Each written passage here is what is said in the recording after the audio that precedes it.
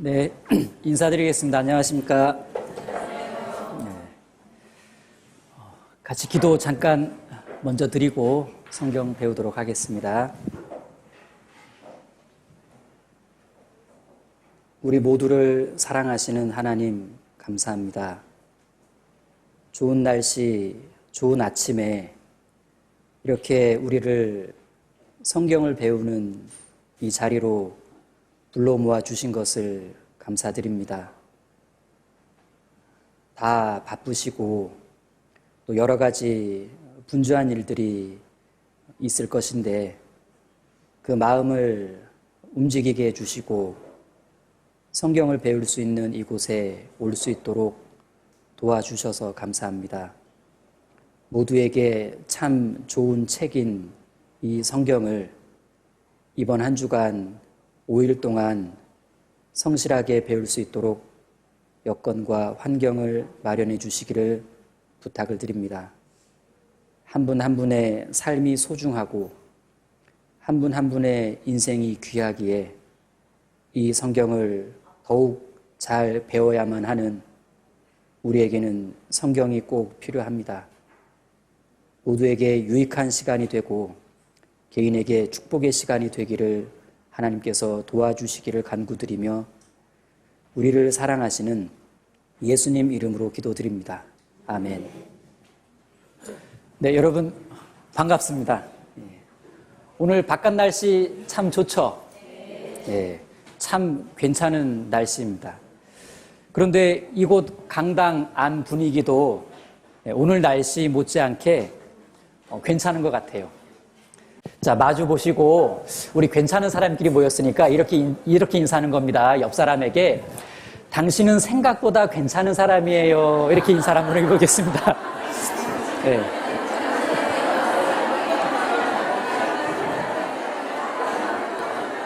네, 감사합니다.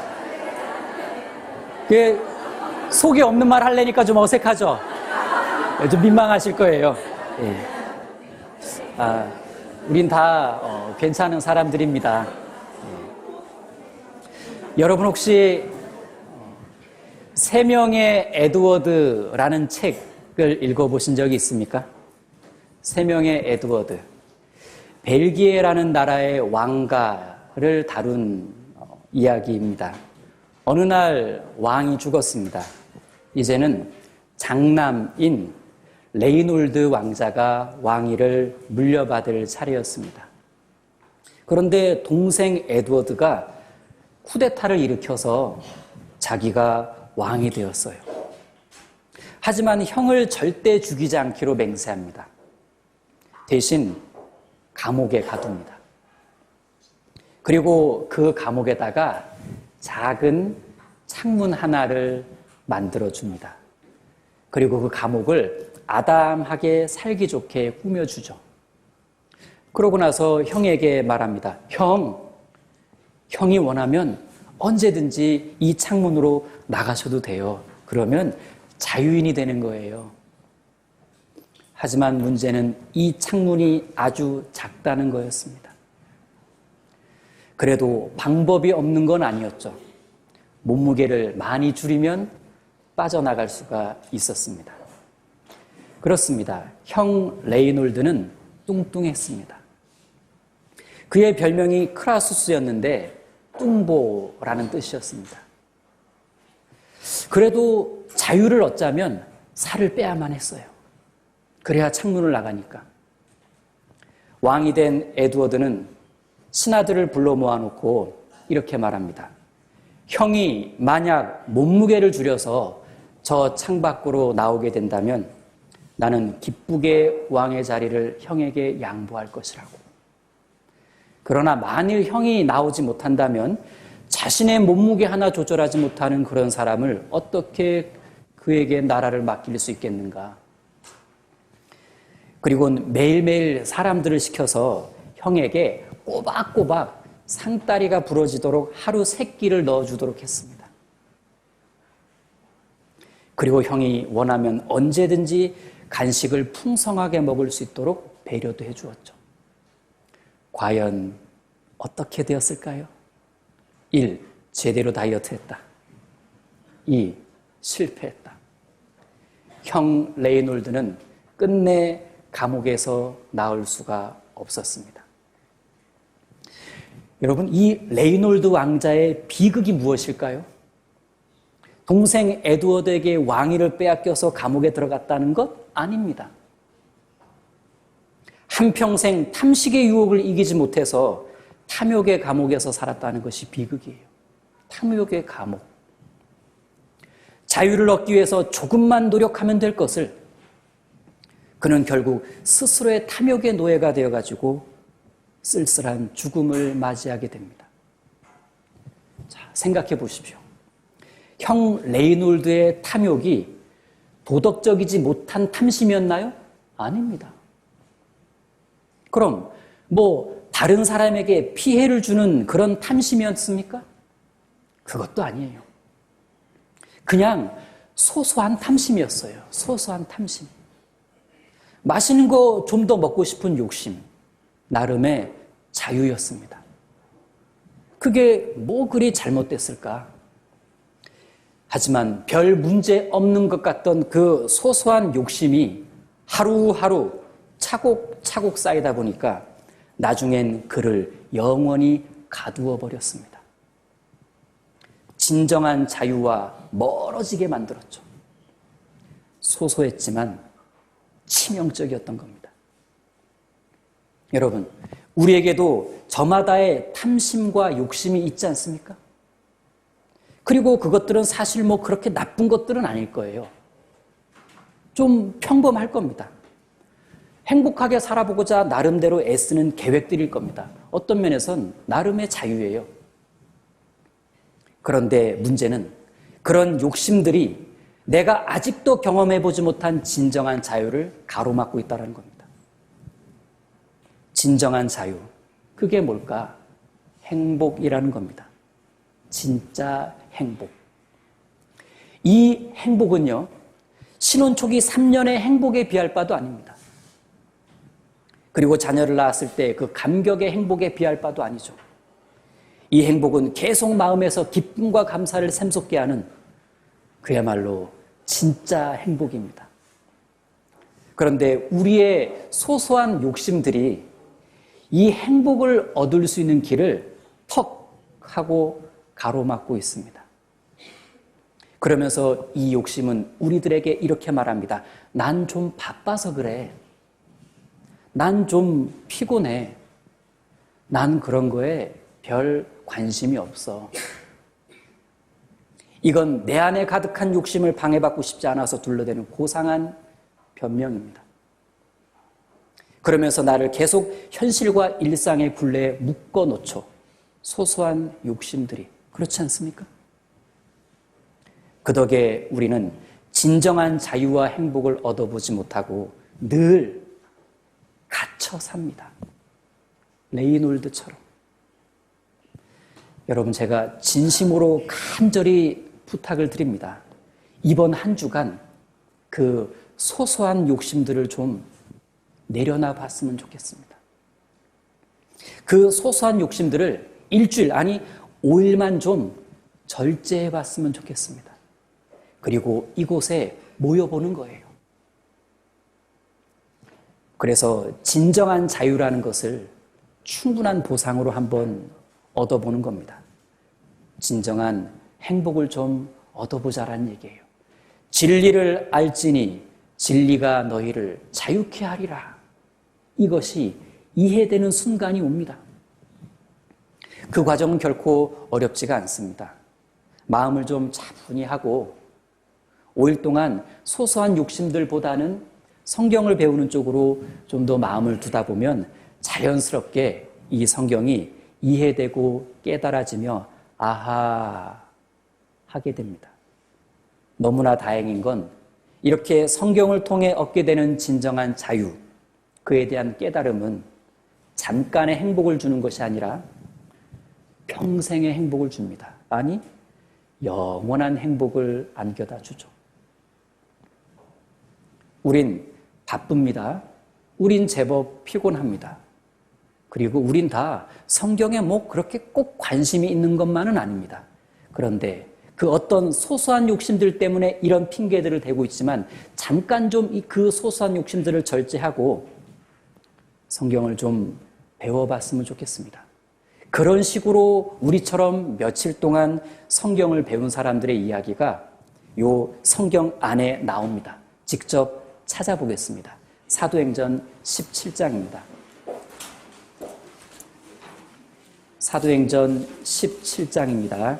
신약성경 사도행전 17장. 신약성경 217페이지입니다.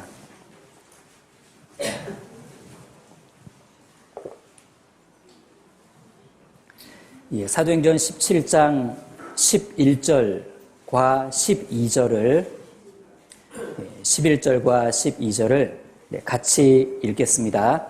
베레아 사람은 데살로니가에 있는 사람보다 더 신사적이어서 간절한 마음으로 말씀을 받고 이것이 그러한가 하여 날마다 성경을 상고하므로 그 중에 믿는 사람이 많고 또 헬라의 귀부인과 남자가 적지 아니하나. 예, 감사합니다.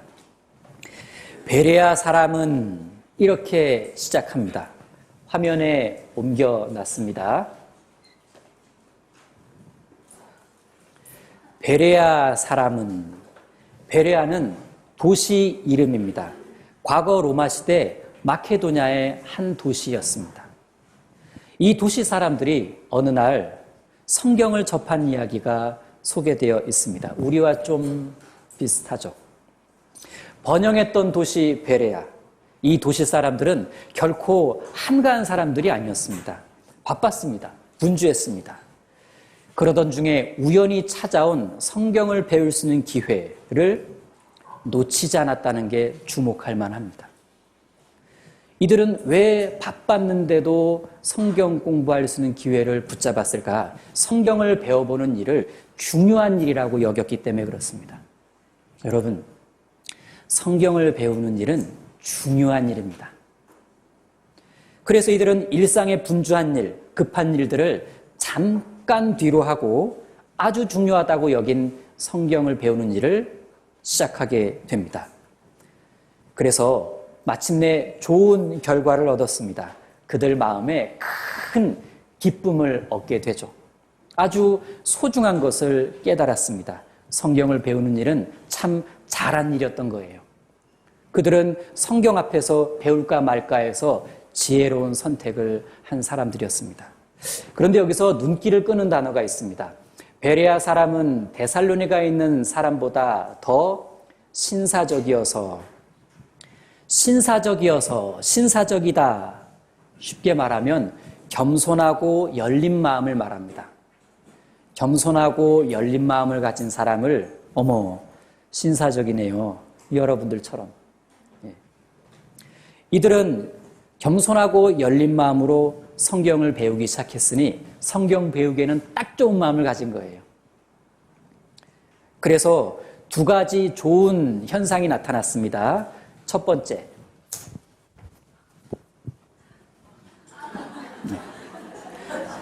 신사적이어서 간절한 마음으로, 열린 마음으로, 겸손한 마음으로 성경을 배우다 보니까 일단 이 마음이 간절한 마음으로 바뀌었습니다. 이왕 배우기 시작한 거, 귀한 시간 쪼개낸 거 잘 들어야지, 뭔 말인지 내가 알아들어야지, 잘 배워봐야 되겠다. 절로 간절한 마음이 생겼습니다. 그렇게 해서 말씀을 받았습니다. 이것이 그러한가 하여 두 번째 현상이 나타났습니다. 이것이 그러한가 하여 그냥 멍 하고 들은 게 아니라 이것이 그러한가 하여 따져보고 생각해보고 비교도 해보고 정리도 해봤습니다. 맞아? 사실이야? 어떻게? 진짜야? 이것이 그러한가 하여 매일 성경을 배울 때마다 잘 생각을 해왔던 겁니다. 정말 성경은 누가 기록한 책이냐? 왜 기록한 책이고 기록된 목적은 뭐지? 핵심이 뭐야? 나랑 관계 있어? 어떤 유익이 있는 거야? 이것이 그러한가 하여 매일매일 이런 생각 속에서 성경을 배우다 보니까 결과가 그 중에 믿는 사람이 많고 그 중에 믿는 사람이 많아졌다는 건 그 중에 성경을 바르게 이해하고 깨달은 사람들이 많아졌다라는 걸 말합니다. 뭐 특별한 믿음이 생겼다라는 게 아니에요. 올바른 성경에 대한 이해가 생겼다라는 얘기입니다. 그 중에 믿는 사람이 많고, 여러분, 신사적인 태도로 성경을 배우게 되면, 그리고 좋은 마음으로 말씀을 배우다 보면, 잘 생각과 판단을 하면서 말씀을 배우다 보면 믿어지는 사람이 많아집니다. 억지, 강제된 믿음이 생기는 것이 아니라 자연스럽게 성경이 이해가 되는 거예요. 성경 공부는 그렇게 하는 겁니다. 덮어놓고 믿자. 누가 그럽니까? 안 보고 믿는 게 믿음이야. 누가 그럽니까? 성경적인 믿음이란 성경을 배워서 잘 이해된 상태를 말합니다. 아, 그렇구나. 여러분, 사람이 왜 불행하다고 느낄까요? 사람이 불행하다고 느끼는 건 사실은 그 어떤 면에서 자유가 없기 때문에 그래요. 그런데 만약에 내가 요쪽에 자유는 없는데, 요만한 자유는 없는데, 이것보다 훨씬 더 고차원의 이만한 자유는 있어요. 그럼 이 사람은 자유하다고 느낄까요? 불행하다고 느낄까요? 모르시는구나. 요만한 부분에 자유가 없어요. 그런데 이만한 부분에 자유가 있어. 그럼 이 사람은 자유하고 행복하다고 느낄까요? 억압되고 불행하다고 느낄까요? 이제 좀 알아들으시네. 그런 겁니다. 베레아 사람들이요, 아까 요 본 것처럼 바쁘다 그랬잖아요. 아마 맞벌이 부부 많았을 것 같아요. 되게 바빴을 거예요. 먹고 사는 일에 굉장히 바빴을 겁니다. 대도시였으니까. 그런데 성경을 배우고 나서 굉장히 행복해지고 자유해졌는데 이들이 일 안 하게 되었다가 아니에요. 몰랐던, 그리고 막연히 바랬던 그 어떤 엄청난 자유를 탁 얻게 되는 겁니다. 굉장히 행복해진 거예요.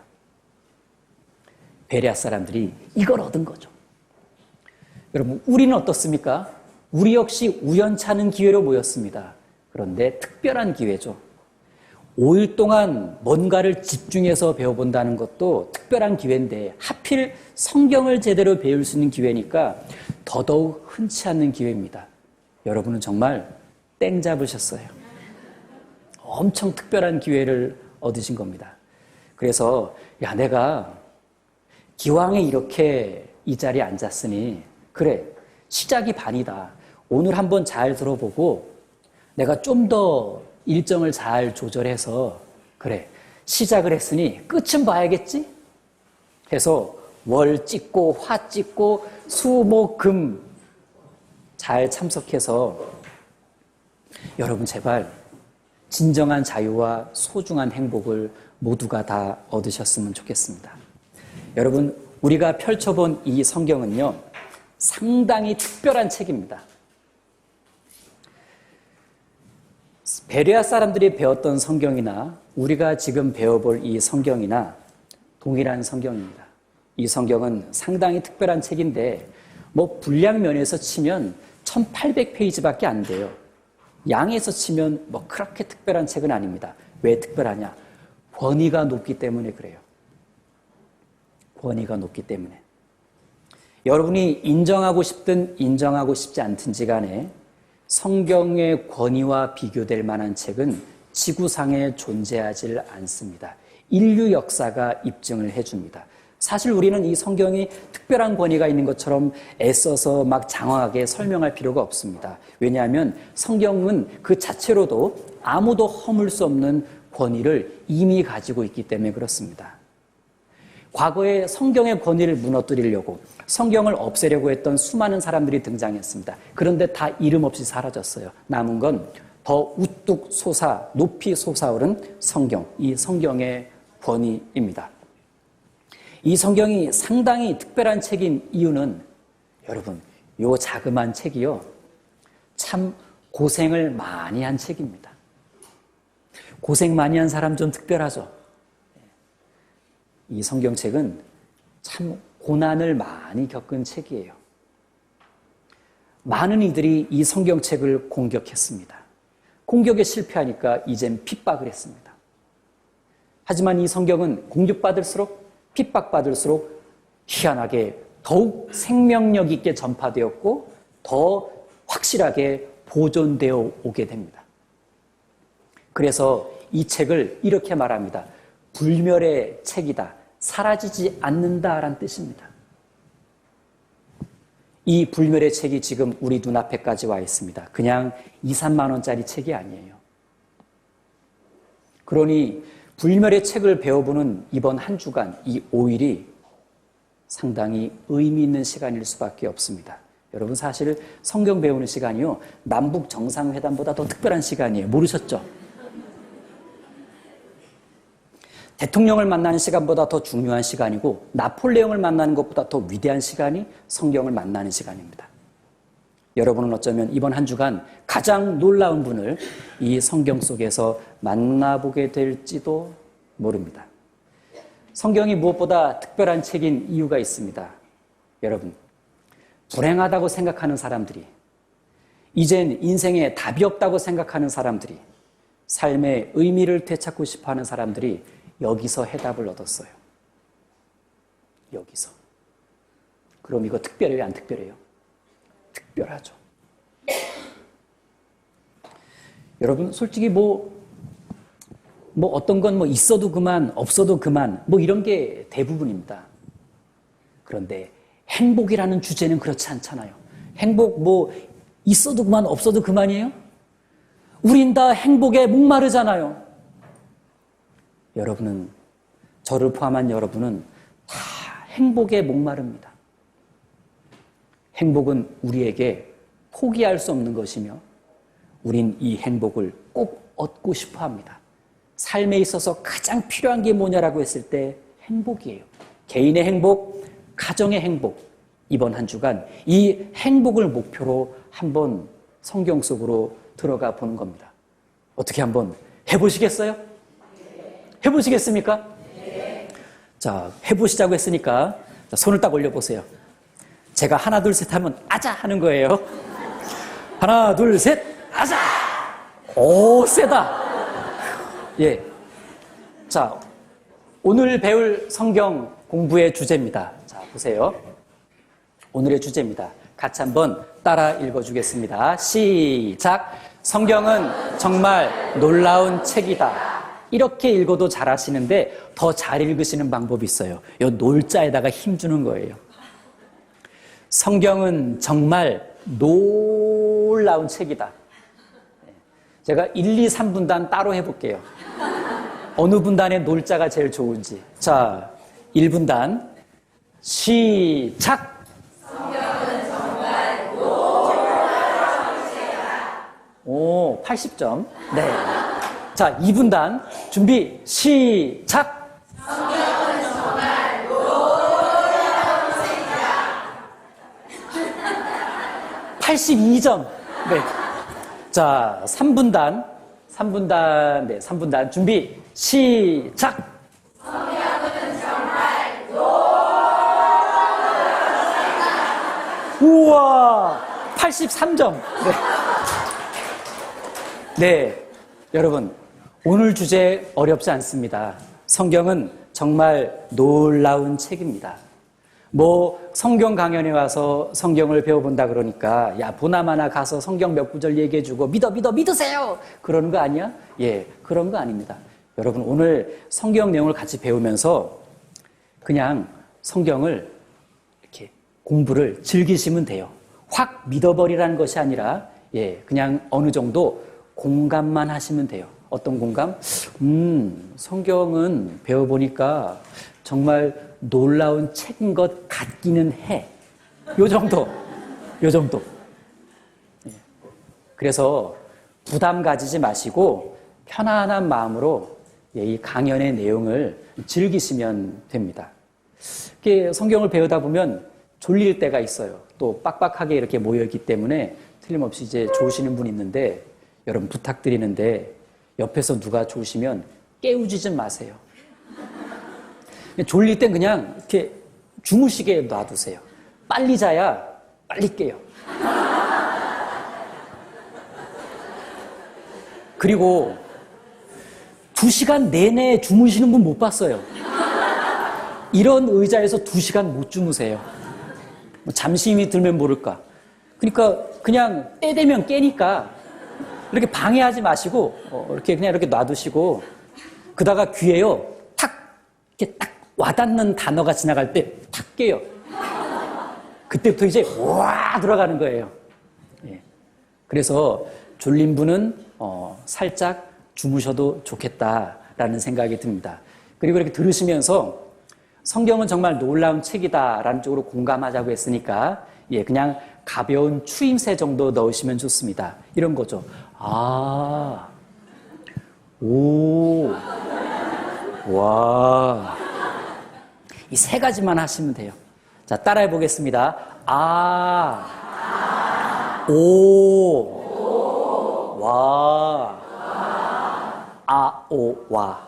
이 3가지만 하시면 돼요. 야, 그렇구나. 그렇네. 어머나 세상에. 성경에 이런 게 있어? 그래, 맞아. 어쩐지 신기하더라. 야, 성경에 이런 내용이 있는 거 보니까, 야, 성경이 놀라운 책이 맞기는 맞는 것 같다.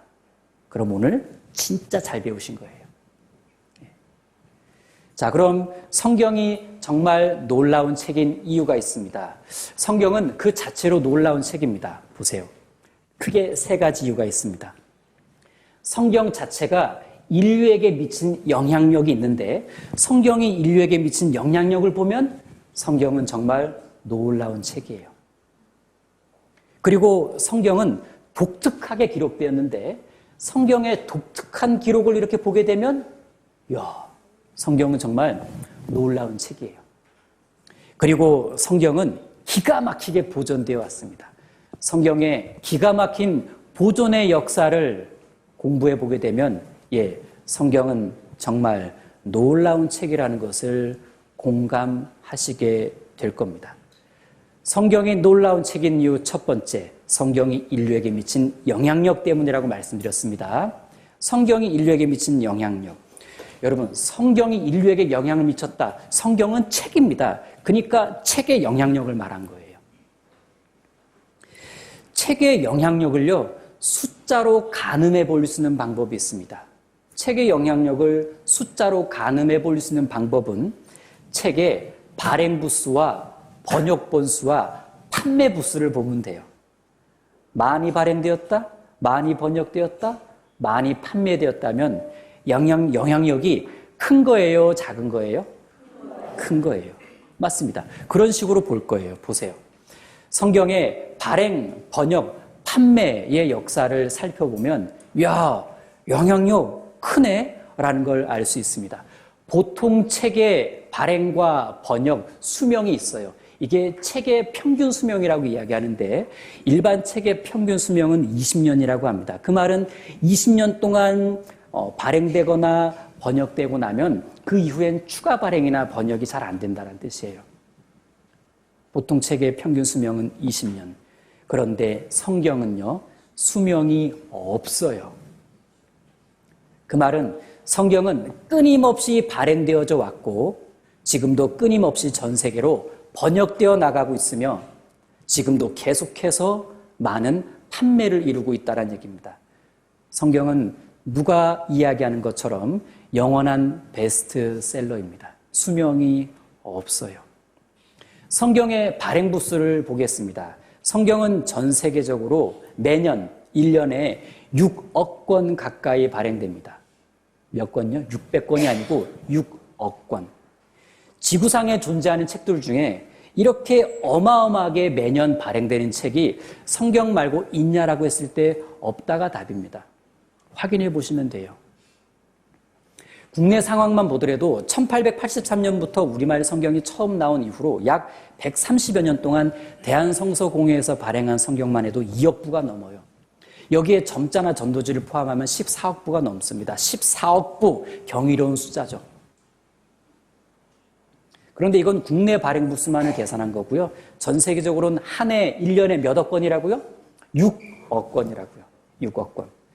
왜 성경은 그토록 엄청나게 계속 발행되어져야만 했을까? 그건 이 성경이 아주 특별한 책이기 때문에 그렇습니다. 도대체 뭐가 특별하길래? 성경의 번역을 한번 살펴보겠습니다. 여러분, 성경은 참 많은 언어로 번역되었는데 번역된 언어 수와 뭘 비교해 보면 좋으냐면 나라 수를 비교해 보면 참 도움이 돼요. 수년 전 통계로 국제법상 인정된 국가 수는 242개 국가 정도 됩니다. 지구상에 242개 국가의 나라가 있는 거예요. 그럼 언어는 도대체 몇 개나 될까? 어마어마하게 많습니다. 그럼 성경은 얼마나 많은 언어로 번역되었을까? 자, 보세요.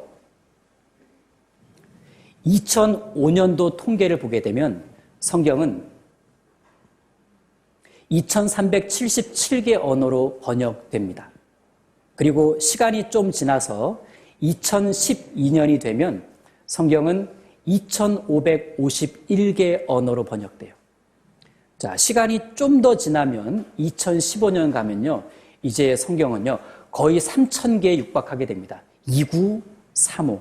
그리고 불과 1년 뒤가 되면 여러분 드디어 3000개를 넘어요. 3225개.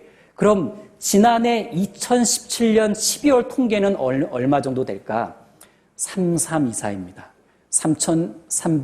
3324개 언어.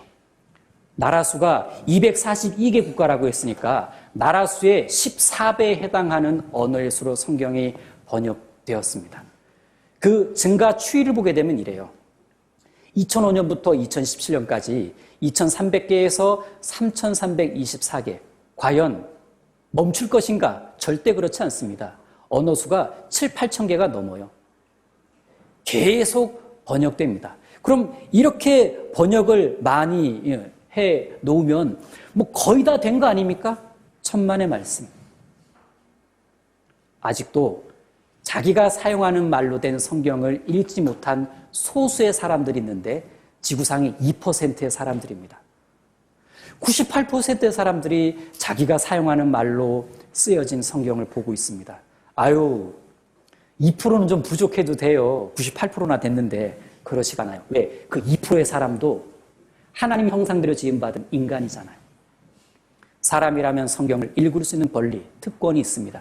그래서 성경을 먼저 배워본 사람들은 야, 이건 사람이라면 읽을 수 있어야 돼 해서 지금도 끊임없이 계속 번역하고 있는 겁니다.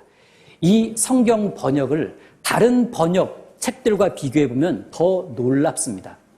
자, 여러분, 시드니 셀던, 미국인입니다. 동시에 유대인이에요. 이 시드니 셀던이라는 사람이 수많은 유명한 작품들을 발표했는데 이 작품들이 51개 언어로 번역되어서 181개 국가에 2억 8천만 부가 판매되었습니다.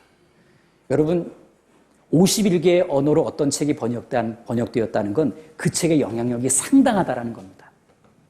그런데 이 시드니 셀던의 기네스북 기록을 갈아치운 책이 있어요. 무슨 책일까요? 성경 좋아하시네. 해리포터예요, 해리포터. 해리포터. 영화로도 유명하죠? 67개 언어로 번역되었습니다. 200여 개 국가에 판매되었는데 우와, 4억 부가 판매되었어요. 상당한 겁니다. 이런 유명한 소설들 말고 조금 딱딱한 불경은 40개 언어로 번역되었는데 여러분, 이 중에서 제일 오래된 책이 불경이잖아요? 이렇게 오래된 책인데도 40개 언어로 번역되었다는 건 이 영향력이 엄청나다라는 겁니다. 불경의 영향력은요, 엄청나요. 하지만 이런 책들 옆에다가 성경을 탁 갖다 놓으면 이 새 책들은 너무나 초라해집니다. 보여드리기가 너무 민망한데 용기를 내서 한번 보여드릴게요. 하나, 둘, 셋. 아이고야. 51개, 67개 언어, 3,324개 언어, 40개 언어. 자, 시드니 셀던 영향력 크죠? 해리포터 영향력 큰 책이에요. 불경 영향력 큰 책입니다. 성경 말할 것도 없어요. 여러분 앞에 있는 성경은 인류에게 가장 영향력을 많이 끼친 책입니다. 그 책을 공부하고 있는 시간이니까 여러분 좀 경건해지세요. 너무나 중요한 책을 우리가 배우고 있는 겁니다. 자, 말씀드린 대로 지구상의 98%의 사람들이 자기가 사용하는 말로 된 성경을 가지고 있고 보고 있습니다. 2%의 사람들을 위해서 지금도 번역되고 있다고 그랬죠? 사람이라면 꼭 읽어야만 하는 책이 성경이기 때문에 그렇습니다. 자, 이 번역된 언어들 중에요, 주목할 만한 건 이 아프리카 언어가 747개 언어로, 이것도 몇 년 전 통계인데, 여러분, 아프리카 대륙을 상대로 책을 번역한다는 건 일단 장사가 안 돼요. 돈이 안 된다는 뜻입니다. 그런데 성경 번역은 장사가 아니거든요. 돈 보고 하는 번역 작업이 아닙니다. 어쩌면 지금도 가장 많은 언어로 번역하려고 노력한 그 대륙이 아프리카 대륙일지도 모릅니다. 성경은 이런 식의 번역이 이루어지고 있는 책입니다. 놀랍다 못해 너무나 흥미로운 책이죠. 이 성경책의 판매의 정도를 한번 볼 텐데, 일단 세계에서 가장 많이 팔린 책 11권이 통계에 나왔습니다. 일단 10번째 10위가 이상한 나라 앨리스예요. 읽어보신 적 있죠? 만화로 보신 적도 있을 거고 어렸을 때 다 보셨을 거예요. 이상한 나라 앨리스. 9위 호빗, 영화로도 나왔죠? 약 1억 부가 판매되었대요. 지금까지. 8위 그리고 아무도 없었다. 뭐 누가 없었는지 모르겠는데 아무튼 7위 반지의 제왕입니다. 책으로도 읽어보셨을 거고 영화로도 보셨을 거예요. 1억 5천만 부. 6위, 어린 왕자예요. 2억 부입니다. 5위, 두 도시 이야기. 이것도 2억 부가 좀 넘는데요. 4위, 돈키호테. 5억 부가 판매되었다 그럽니다. 3위, 드디어 해리포터가 나왔습니다. 5억 1천만 부. 2위는 모택동 어록이라고 합니다. 그냥 인구를 밀고 나간 거예요. 9억 부가 판매되었습니다. 책이 빨갛네. 빨리 넘겨야 되겠다. 1위는 성경입니다.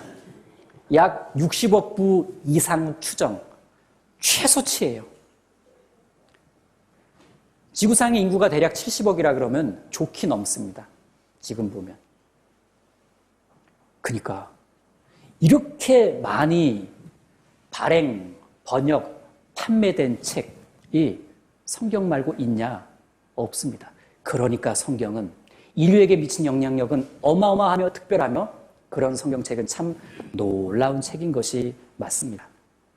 성경이 정말 놀라운 책인 이유, 성경이 인류에게 미친 영향력, 발행, 번역, 판매뿐만 아니라 성경이 인류에게 미친 영향력은요, 정치, 경제, 사회, 문화에도 많은 영향을 미쳤습니다.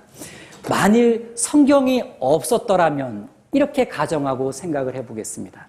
만일 성경이 없었다면 지금의 찬란한 유럽 문화나 미국 문명은 없었을 겁니다. 왜냐하면 이들 모두 성경의 영향을 받아서 세워진 나라들이기 때문에 그렇습니다. 미국이란 나라는 아시다시피 여전히 대통령 취임식 때 성경 위에 손을 얹고 대통령 선서를 합니다. 나라의 통수권자가 뭐 위에다가 손을 얹고 선서한다는 건 이것이 기반이 된다는 얘기인데 그게 하필 성경이네요. 손만 얹고 선서하는 게 아니에요. 꼭 한 구절 인용하게 돼 있어요. 역대 미국 대통령들이 대통령 선서하면서 성경에 손을 얹고 인용했던 성경 한 구절, 가장 유행했던 그 성경 한 구절은 구약성경 역대하 7장 14절입니다. 이런 내용입니다. 이런 마음을 담아서 이 성경 구절을 읽고 선서를 했는데, 살아계신 하나님께서 어제나 오늘이나 동일하신 그 사랑으로 미국과 함께 하시기를 바라는 마음으로 선서합니다 하고 그 구절을 인용했어요. 여러분, 통치권자가 이 성경의 원리를 마음에 두고 나라를 통치하겠다라고 하는 건 이 성경 자체가 그 나라의 통치에 영향을 많이 끼친다라는 겁니다. 또 성경은 해적의 나라였던 영국을 신사의 나라로 바꾸었다라고 말해도 틀리지가 않아요. 성경 들어가니까 해적이 신사되더라. 그리고 만일 이 성경이 없었다면 역사 연대 구분 기준을 지금처럼 AD와 BC가 아니라 다른 기준을 사용했을 겁니다. 역사 연대 구분 기준, 이건 어떻게 하는 거냐? 전 인류가 역사 속에서 가장 중요한 사건이었다라고 공감할 만한 사건을 딱 가운데 두고, 그래, 인류 역사 속에서 이 사건이 제일 중요했지, 모두가 공감할 만한 사건이지, 그럼 이 사건을 중심으로 그 이전 세대, 이후 세대 나누자. 이게 인류 역사 연대 구분 기준입니다. 그런데 그 가운데 사건을 뭐라고 정했냐면 예수 그리스도 탄생으로 정한 거예요. 예수 그리스도가 누굽니까? 이 성경의 주인공이에요. 이 성경의 주인공. 예수 그리스도의 탄생은 인류에게는 아주 중요한 사건이었고 틀림없는 역사적 사실이었다는 것이 이미 바탕에 깔려 있는 겁니다. 만일 성경이 없었다면 우리나라의 역사도 상당히 많이 달라졌을 것 같습니다. 우리나라의 현대 역사는 기독교 선교, 즉 의료 선교, 문서 선교, 교육 선교의 영향을 크게 받았습니다. 많은 명문대학과 교육기관들, 의료기관들이 이 기독교 선교의 영향을 받아서 세워졌거든요. 잘 알고 계시는 연세대, 숭실대, 이화여대, 세브란스 병원 등등등이 기독교 선교의 영향 아래 세워진 기관들입니다. 그리고 이 성경은 법학이라는 학문에도 많은 영향을 끼쳤습니다. 특히 행정법에는 청문 절차라는 것이 있는데 그 청문 절차의 제도적 시초를 학자들이 창세기 3장 에덴 동산 사건에서 찾고 있다는 얘기입니다. 창세기 3장엔 하나님께서 아담과 하와를 에덴 동산에서 추방시키는 이야기가 나옵니다. 에덴 동산 추방이라는 불이익 처분을 하기 전에 당사자 둘을 불러서 의견을 직접 듣고 증거조사 절차까지를 게시하는데 이것이 행정법 청문 절차의 핵심 이론이 되었다고 국내 유명 대학 모 교수님이 강의 중에 직접 하신 말씀이에요.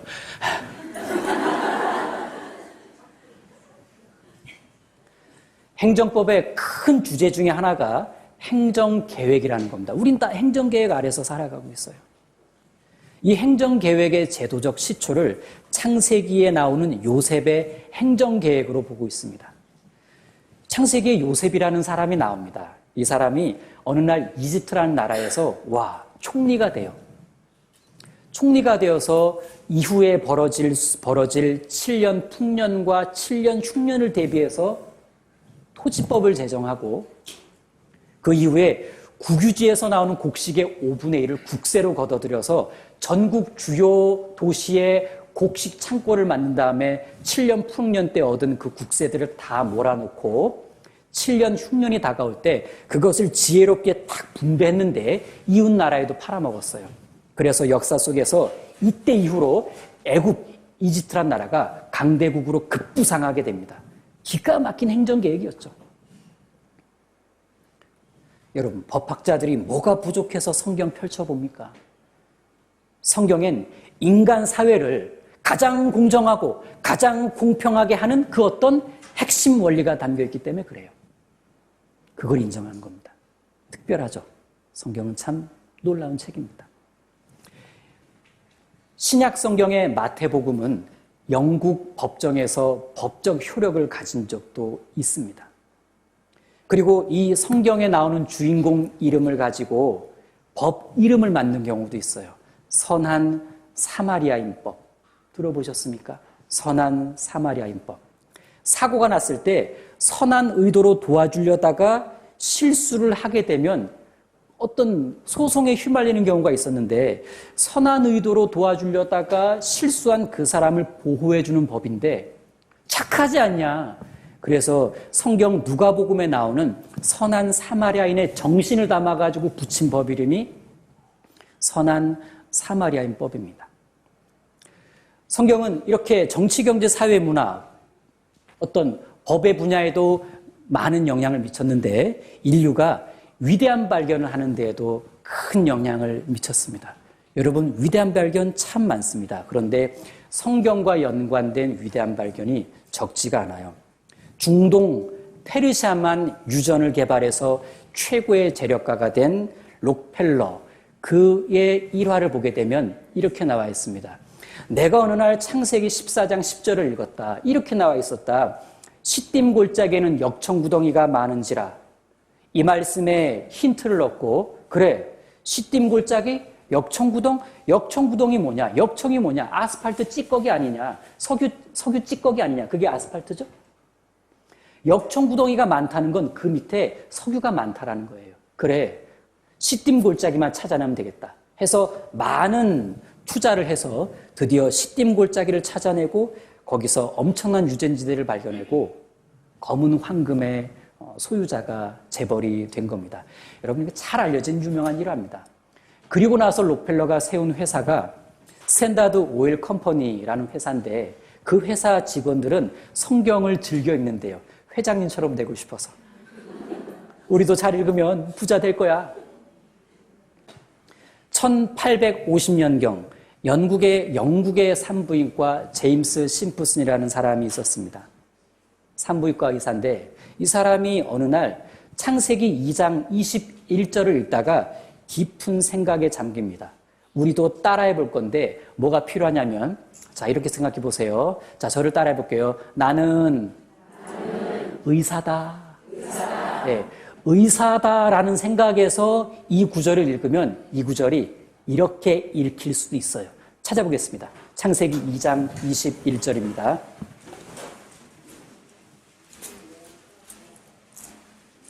창세기 2장 21절. 창세기 2장 21절. 같이 읽겠습니다. 여호와 하나님이 아담을 깊이 잠들게 하시니 잠들매 그가 그 갈빗대 하나를 취하고 살로 대신 채우시고. 의사 입장에서 이 구절을 읽으니까 여호와 하나님이 집도의가 되는 거예요. 여호와 하나님이 아담을 깊이 잠들게 하셨다. 뭐 한 거죠? 마취시킨 거예요. 잠들매 그가 그 갈빗대 하나를 취하고 생사를 제껴서 하나를 똑 떼낸 거예요. 얼마나 마취를 제대로 잘 시켰는지 생사를 제껴서 갈빗대 떼내도 안 깨나는 거예요. 그리고 이 갈빗대 하나로 하와를 만드셨다고 돼 있고, 갈빗대 떼낸 다음에는 그냥 대충 놔둔 게 아니에요. 여기에 살로 대신 채우시고 최고의 의학적 수준으로 봉합을 하신 겁니다. 그런데 의사 입장에서 이 구절을 읽으니까 심프슨이요. 그때 심프슨의 최대 고민은 뭐였냐면 외과 수술을 하기가 너무 어렵다는 거였어요. 왜? 칼만 대도 으악 비명지르거든요. 그래서 어떻게 하면 고통 없는 수술을 할 수 있을까? 근데 하나님은 하셨네? 그리고 하나님이 아담을 외과 수술하는 이 장면은 천상에서 이루어진 것이 아니라 에덴 동산이라는 지상에서 이루어졌기 때문에 맞다. 이 세상엔 사람을 깊이 잠들게 해서 살을 제껴도 깨어나지 않게 하는 마취 성분, 마취 물질이 있다. 이 확신을 가지고 그때부터 이 구절을 믿고 끈질긴 연구 끝에 마침내 최초의 마취 성분인 클로로포름을 발견하게 됩니다. 인류 최초의 마취제예요. 클로로포름. 산부인과 의사였기 때문에 어느 날 영국 황실에서 전갈이 왔어요. 큰일 났다. 우리 빅토리아 여왕이 지금 하루 넘게 지금 이 아이를 낳아야 되는데 힘들어하고 있다. 심프슨이 뭘 들고 갈게요? 클로로포름 들고 갔어요. 그래서 인류 최초의 무통분만에 성공하게 됩니다.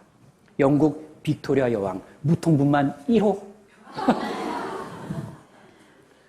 이후 영국 황실의 주치의가 되고 교수 활동을 하게 되는데 오랜 시간이 지난 뒤에 기자가 인터뷰하러 왔습니다. 저 심프슨 교수님 당연한 대답을 기대하면서 질문을 드렸습니다. 심프슨 교수님, 교수님의 인생 중에서 가장 놀라운 발견은 무엇이었습니까? 했더니 그의 대답이 주변 사람들을 당혹해 만들었어요. 심프슨 교수가 말합니다. 제 인생의 가장 위대한 발견요? 그건 제가 성경을 통해 죄인이라는 사실을 발견한 겁니다. 그리고 저는 더 놀라운 발견을 했습니다. 그건 예수님이 나의 구세주가 되어주셨다는 사실을 발견한 겁니다. 수술 이야기가 나왔으니까 한 가지 더 살펴보겠습니다. 인간의 신체 구조 중에 성경에 가장 먼저 소개되는 부분이 바로 이 갈비뼈예요. 여러분이 제일 좋아하는 메뉴인지 모르겠지만 성경엔 사람의 갈비뼈가 제일 먼저 등장합니다. 갈비뼈가 참 특별해요. 우리 몸의 206개의 뼈 중에 24개가 갈비뼈인데 이 갈비뼈만 재생이 돼요. 뭐라 그랬죠? 재생이 됩니다. 그래서 성형외과에서 시행하는 수술 중에는 아담의 수술이라고 불리는 수술이 있어요. 들어보셨습니까? 아담의 수술. 교통사고로 이렇게 턱이 심하게 손상된 환자를 치료할 때 갈비뼈에 붙어있는 조직을 떼내가지고 턱을 복원시켜주는 수술이에요. 창세기에는 하나님이 갈비뼈로 한 사람을 만들었습니다. 현대의학도 갈비뼈로 곤란에 겪고 있는 사람을 이렇게 수술로 도와줄 수 있다 그래서 아담의 수술이라고 부르는데 굉장히 성경적인 이름의 수술이죠. 귀를 만들어줄 때도 갈비뼈 조직을 사용해요. 더 놀라운 건 코 성형 수술에도 갈비뼈 조직이, 갈비뼈 연골이 사용된다는 사실. 코를 성형 수술할 때도 이 중에도 갈비뼈 이렇게 한 분 있을지도 몰라요. 괜찮습니다. 자기 거 자기가 붙였는데요. 이렇게 치료를 위해서 성안대를 떼내서 붙여도 여기가 재생되는 부위는 갈비뼈 조직밖에 없는 겁니다.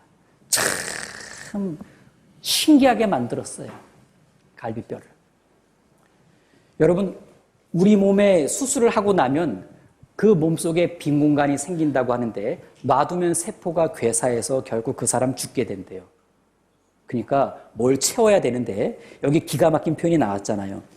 갈비뼈 하나를 취하고 살로 대신 채우시고, 너무나 정확한 의학적 표현이라서 이 구절을 읽고 나서 두 말 안고 성경을 믿게 되었다는 의사들의 이야기가 심심치 않게 많습니다.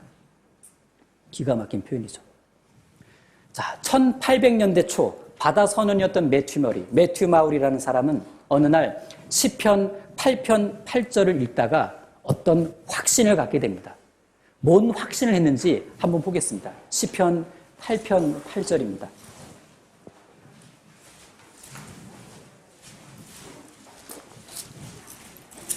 (8편 8절) 같이 읽겠습니다. 공중의 새와 바다의 어족과 해로 다니는 것이니이다. 예. 여기에 공중의 새, 바다의 어족, 해로에 다니는 것이니이다. 이제 바다 이야기를 하고 있는데 해로, 바다 해자의 길로자입니다. 바닷길로 다니는 것이니이다. 두 가지가 나왔죠? 바닷길도 있고 바닷길로 다니는 일도 있는 거예요. 바다 선원이었던 매튜머리는 바닷길이 있다 그러니까 눈이 땡글 귀가 쫑긋해진 거예요. 바닷길? 성경에 바닷길이 있다고 하면 그 바닷길로 다닐 수가 있다고 한다면 바닷길을 찾아보자 해서 대서양 바다의 바닷물의 흐름과 바람의 흐름에 대한 광범위한 연구 끝에 드디어 바람과 바닷물의 상호작용으로 인해 바다가 순환한다는 사실을 처음으로 밝혀내게 됩니다. 그러고 나서 1855년에 북대서양을 가로지르는 항로, 즉 해로를 지도로 그려내요. 눈에 보이지 않았던 해로, 바닷길이 오랜 연구 끝에 드디어 지도에 그려지게 되었어요. 바다의 고속도로, 단 톨비 없음. 이 바닷물이 순환하니까요. 이 순환 코스를 알고 가고자 하는 코스가 딱 맞으면 노젓고 가가지고 탁 올라타면 가만히만 있으면 이렇게 가는 거예요. 나오고 싶으면 이때 익익익 나오면 이제 목적지로 가는 거고. 이 해로 발견 이후에 엄청나게 빠른 속도로 해상 무역이 이루어지게 됩니다. 해양학의 아버지라고 불리는 매튜 마우리. 여러분 어디선가 매튜 마우리의 동상을 보게 될 때 조금만 관심을 기울이게 되면 두 가지를 발견하게 돼요. 그의 의자 밑에 성경이 있다라는 사실과 그의 설명에 대한 부분에 시편 8편 8절이 기록되어 있다는 사실, 못 믿으실까 봐 보여드릴게요. 자, 이게 어디 갔지? 이게 동상입니다. 자, 매튜 마을의 동상인데 여기는 뭐 설명이 나와 있지 않은데 설명 나와 있는 동상들은 시편 8편 8절에 나와 있고, 잘 보세요. 잘 보세요. 뭐가 있다고요? 성경이 있다고요. 해양학의 아버지. 해양학의 아버지가 되는 데 있어서 바닷길을 발견하는 위대한 발견에 있어서 성경을 떼놓을 수가 없어요. 사실은 성경 의자 밑에 놓을 게 아니라 어디다 놔야 돼요? 무릎 위에다 놨었어야 되는데 저거 떼다가 올려놓을 수도 없고, 아무튼 그렇습니다. 네. 성경은 또한 인류가 이렇게 위대한 발견하는 데 큰 영향을 미쳤을 뿐만 아니라 여러분, 수많은 사람들을 변화시켰어요. 성경은 발견에만 끝나는 것이 아닙니다. 사람들을 놀라울 정도로 변화시켰다고요. 대표적인 사람이 웰리스라는 사람인데 미국인입니다. 법률가이면서 문학가이면서 뉴멕시코 주지사를 지낸 엘리트 중에 엘리트입니다. 그의 말은 영향력이 있었어요. 대단한 사람이니까. 그가 이렇게 평소에 사람들과 모이면 항상 하는 이야기가 있었는데, 야, 사람이 지어낸 성경이 어떻게 하나님 말씀이 될 수 있다는 거냐? 내가 시간만 내서 성경을 제대로 연구해서 내가 이 성경은 사람이 지은 세계라는 걸 밝혀내고 말 거야. 내가 세상을 발칵 뒤집어 놓고 말겠어. 주변에서 해보라고. 그래서 연구를 하기 시작했는데 문제가 생겼어요. 너무 많이 연구했어요. 그래서 그는 이 성경 앞에 무릎을 꿇게 됩니다. 하나님의 존재와 성경의 완전성, 성경의 정확성을 시인할 수밖에 없었습니다. 연구하니까 그럴 수밖에 없었던 거예요.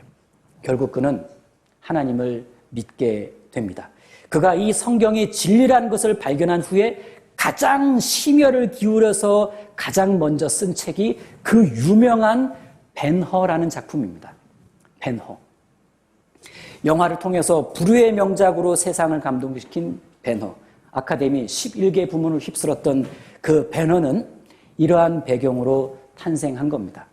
혹시 벤허라는 영화의 주인공을 유다 벤허로 기억하고 계십니까? 아닙니다. 벤허라는 영화의 주인공은 유다 벤허가 아니라 예수 그리스도입니다.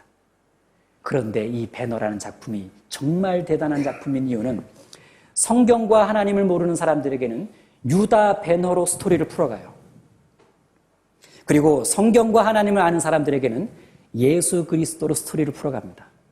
참 놀랍죠.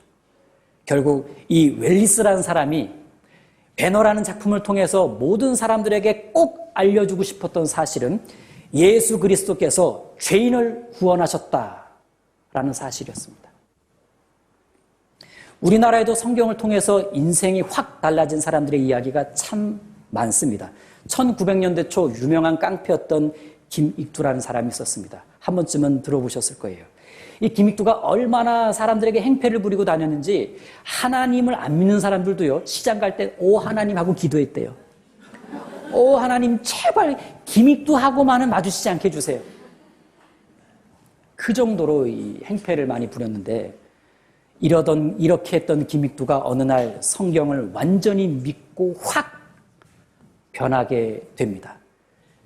그런데 그로부터 얼마 뒤 김익두가 죽었다는 부고장을 사람들이 받게 돼요. 여러분이 그 당시 사람이었다고 생각해 보십시오.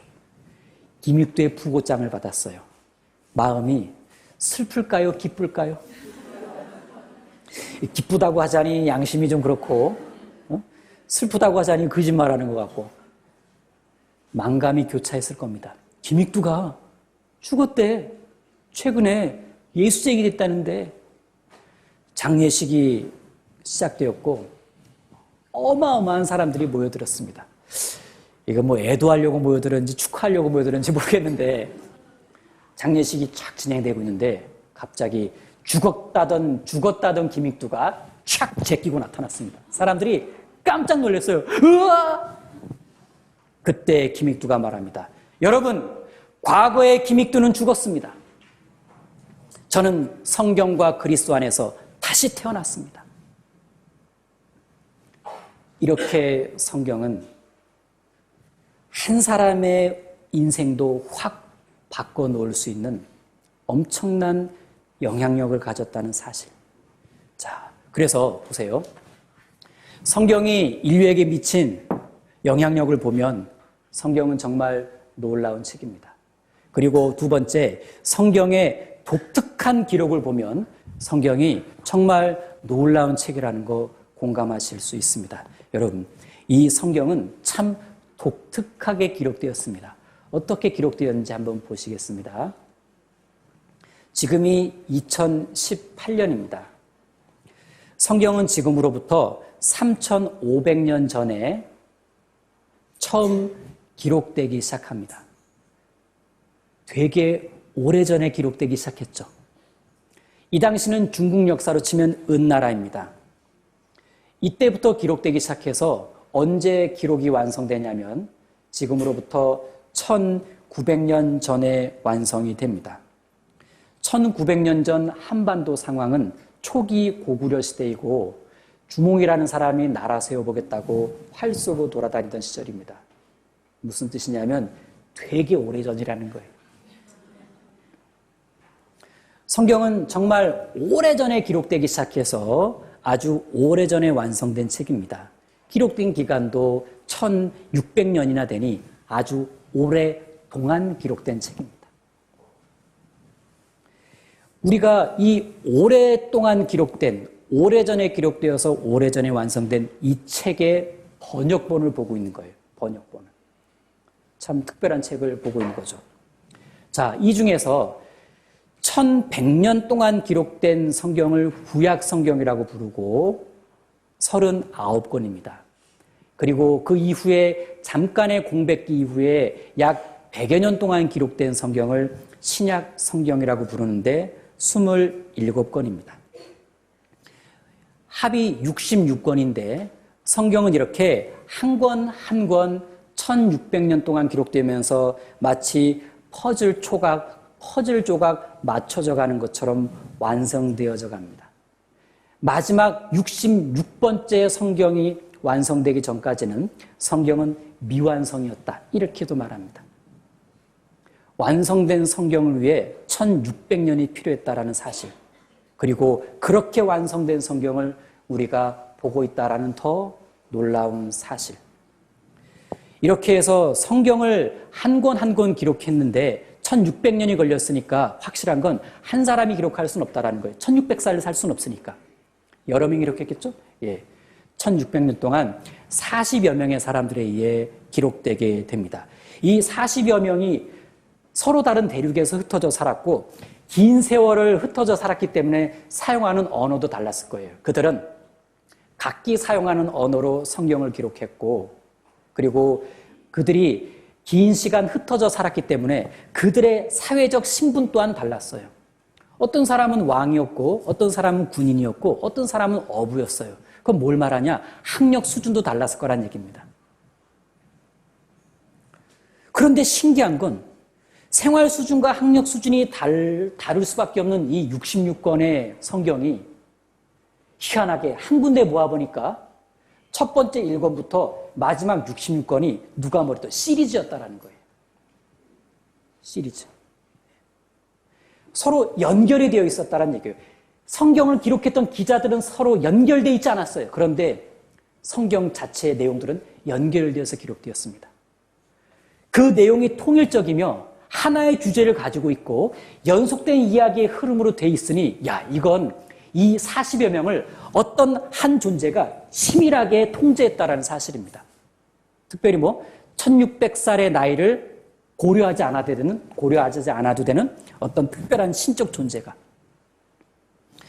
어떤 한 신적 존재가 1600년 동안 40여 명의 기자들에게 이 시리즈를 배분한 거예요. 그리고 계속 통제하면서 기록하게 해줬습니다.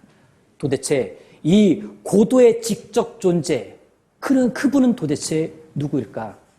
더욱 흥미로운 사실은 이 성경을 이렇게 읽다 보면요.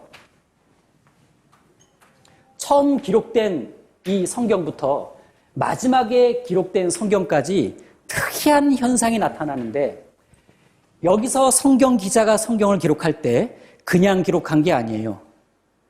누군가로부터 메시지를 받아서 기록합니다. 동시에 누군가를 바라보면서 기록해요. 다음 사람도요, 동일한 대상에게서 메시지를 받아서 동일한 대상을 바라보고 적습니다. 다음 사람도 동일한 대상에게 메시지를 받아서 동일한 대상을 바라보고 적습니다. 계속 이런 식으로 돼 있어요. 이런 식으로. 신약 성경은 마찬가지로 계속 이런 식으로.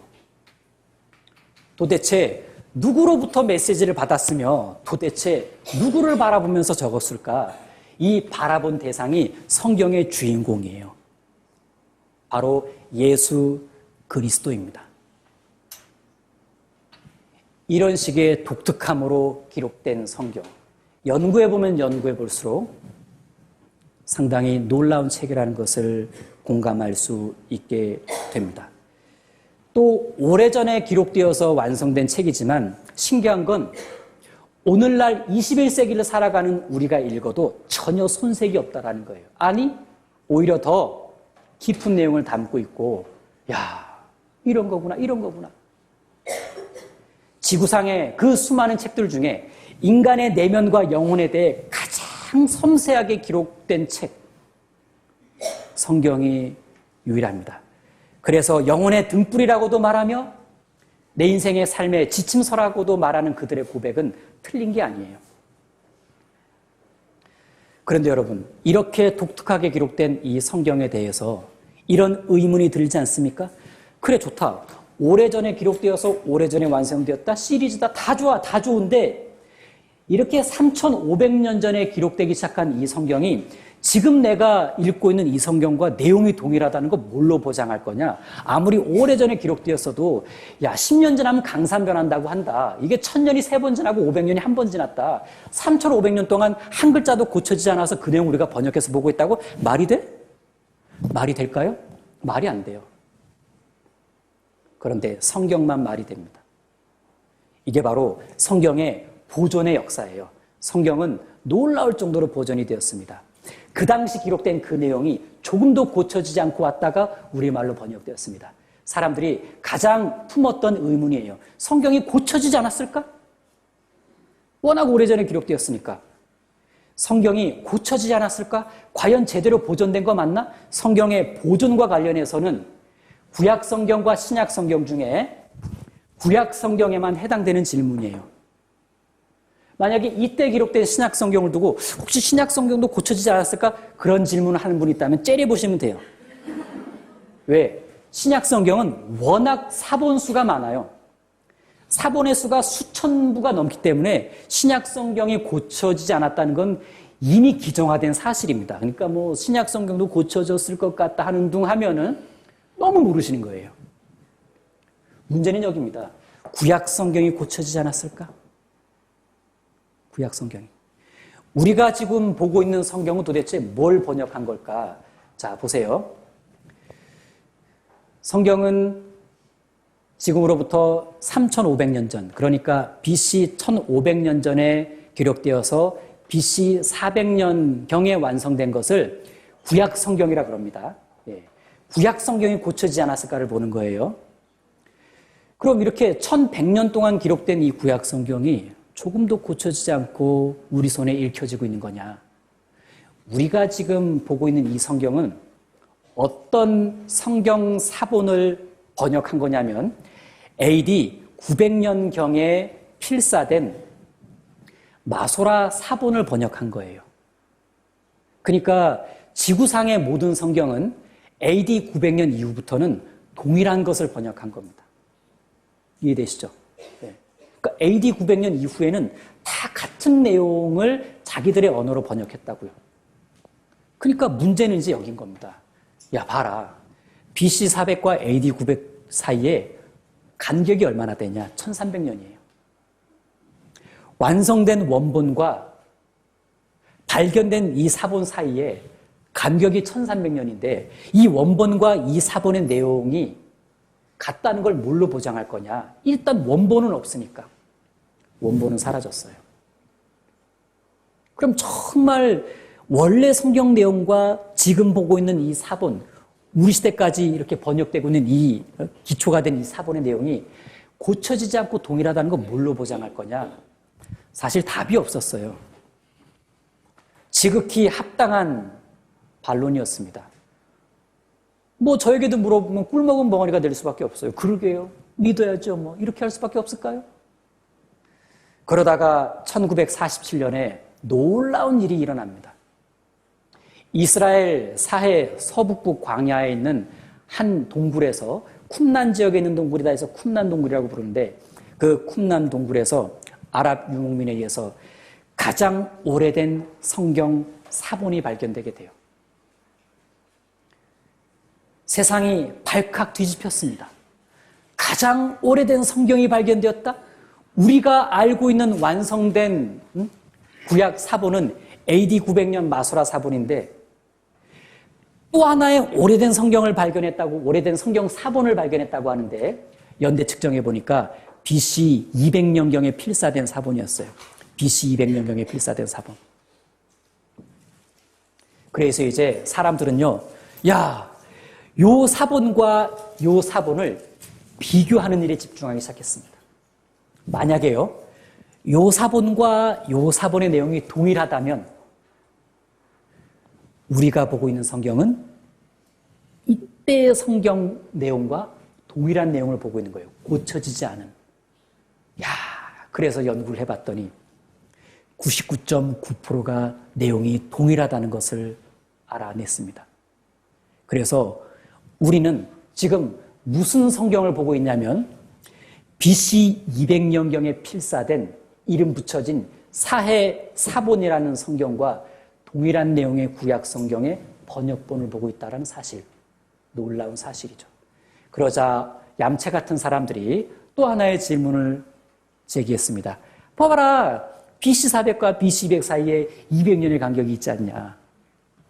원본 완성 시기와 사해 사본 필사 시기가 200년의 간격이 있지 않냐. 혹시 200년 동안 고쳐지지 않았을까? 이런 얌체 같은 질문을 하게 됐는데 여러분, 성경은 그냥 필사해서 사본 만드는 게 아니에요.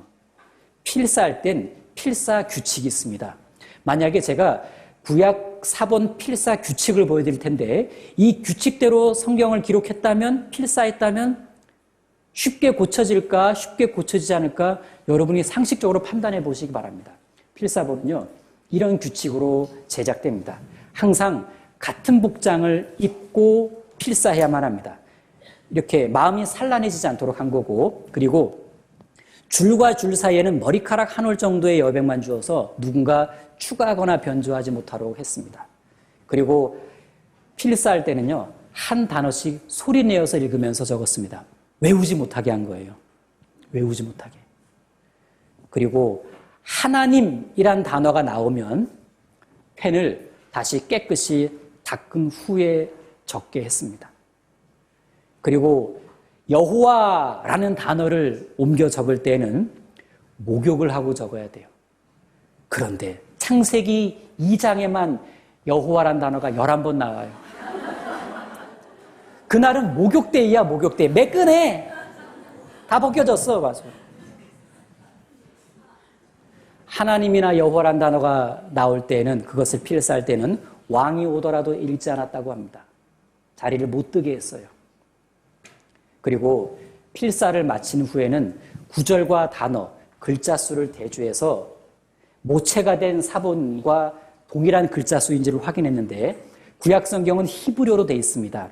글자 수를 다 세놨어요. 구약 성경 히브리어 글자 수가 몇 개냐면 81만 5,140개예요. 뭐 비번 쓰기 딱 좋아요. 어려우니까. 82만 5,140개. 그러니까 내가 필사를 열심히 했는데 여기서 끝나는 게 아니고 세어봐야 돼요. 글자 수를. 되게 오래 걸릴 거예요. 그랬더니 한 글자가 모자랐어. -1. 아유, 하나 모자르는 것 정도야 봐줘도 되지. 아니요. 한 글자 빠지면 소도로 잘라가지고 불태웠어요. 자, 한 글자가 많아졌습니다. 아유, 1+1도 좋다 그러는데 하나 많으면 뭐, 아니요. 이것도 소도로 잘라가지고 불태웠어요.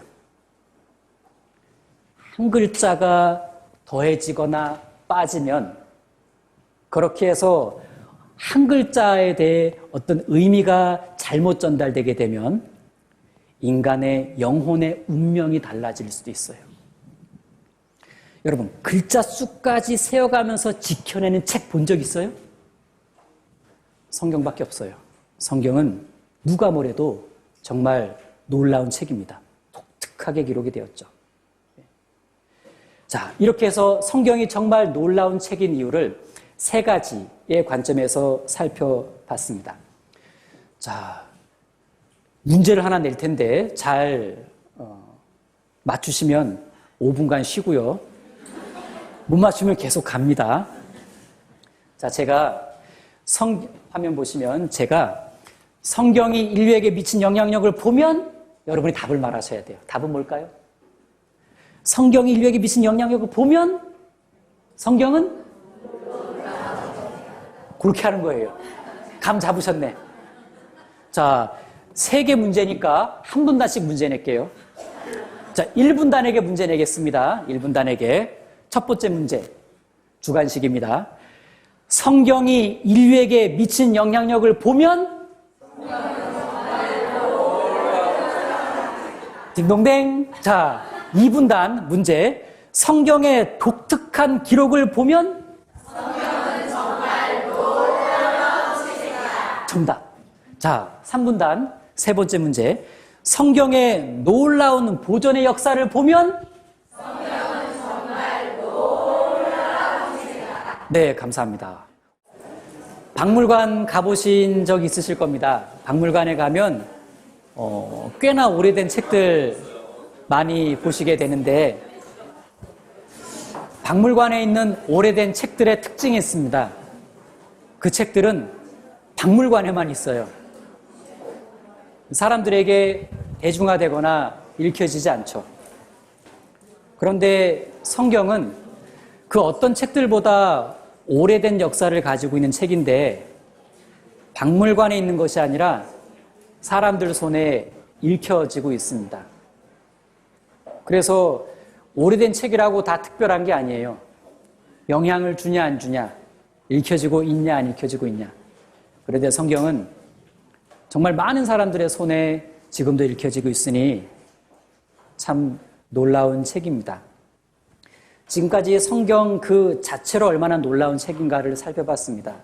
영향력, 기록, 보존, 세 가지 측면에서 살펴봤을 때 우린 충분히 공감할 수 있었습니다.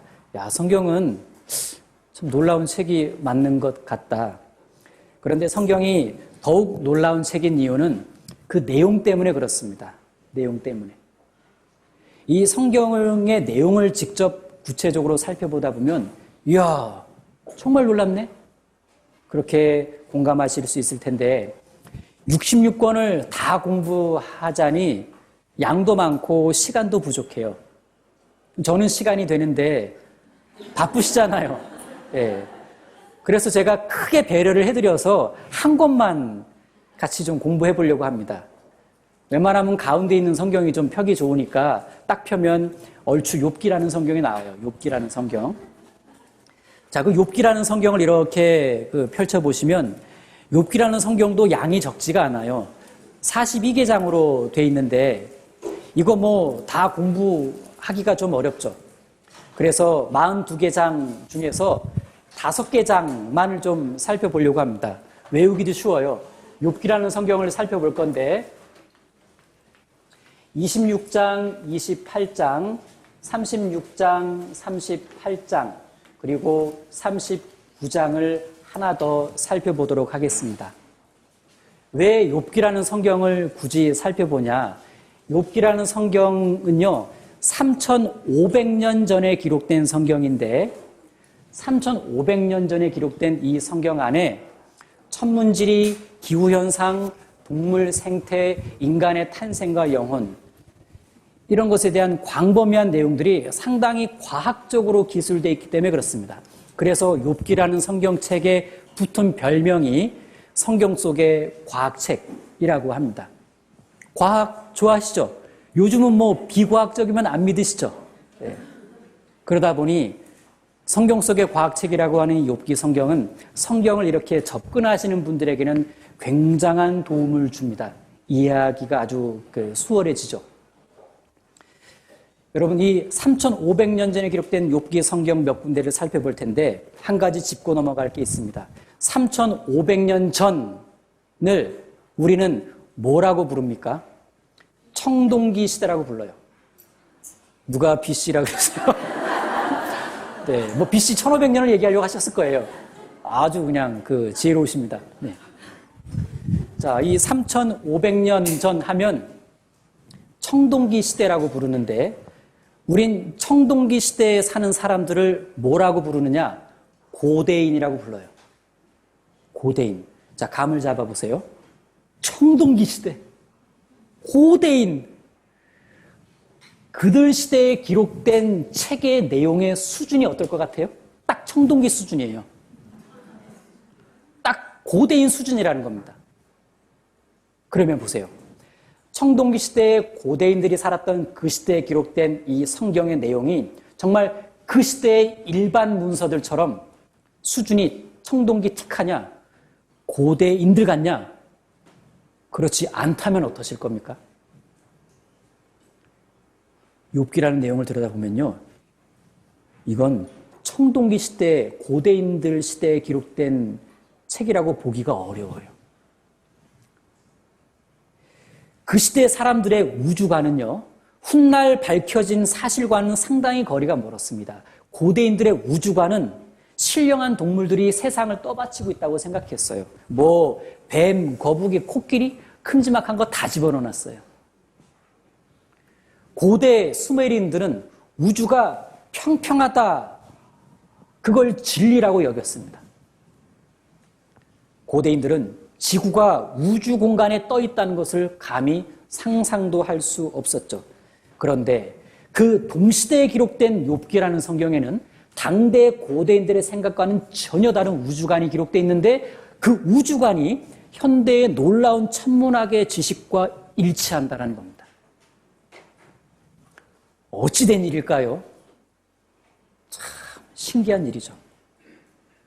자, 이 26장부터 39장을 하나씩 볼 텐데, 자, 보세요. 내용을 살펴보는 겁니다. 먼저 26장을 볼 텐데, 아마 시간이 좀 많지 않아서 다 옮겨놨어요. 26장 7절엔 이런 말씀이 있습니다. 같이 읽겠습니다. 그는 북편 하늘을 허공에 펴시며, 예. 어머, 성경 보고 읽으셨네. 아, 예. 빨리도 찾으셨습니다. 네. 그는 북편 하늘을 허공에 펴시며.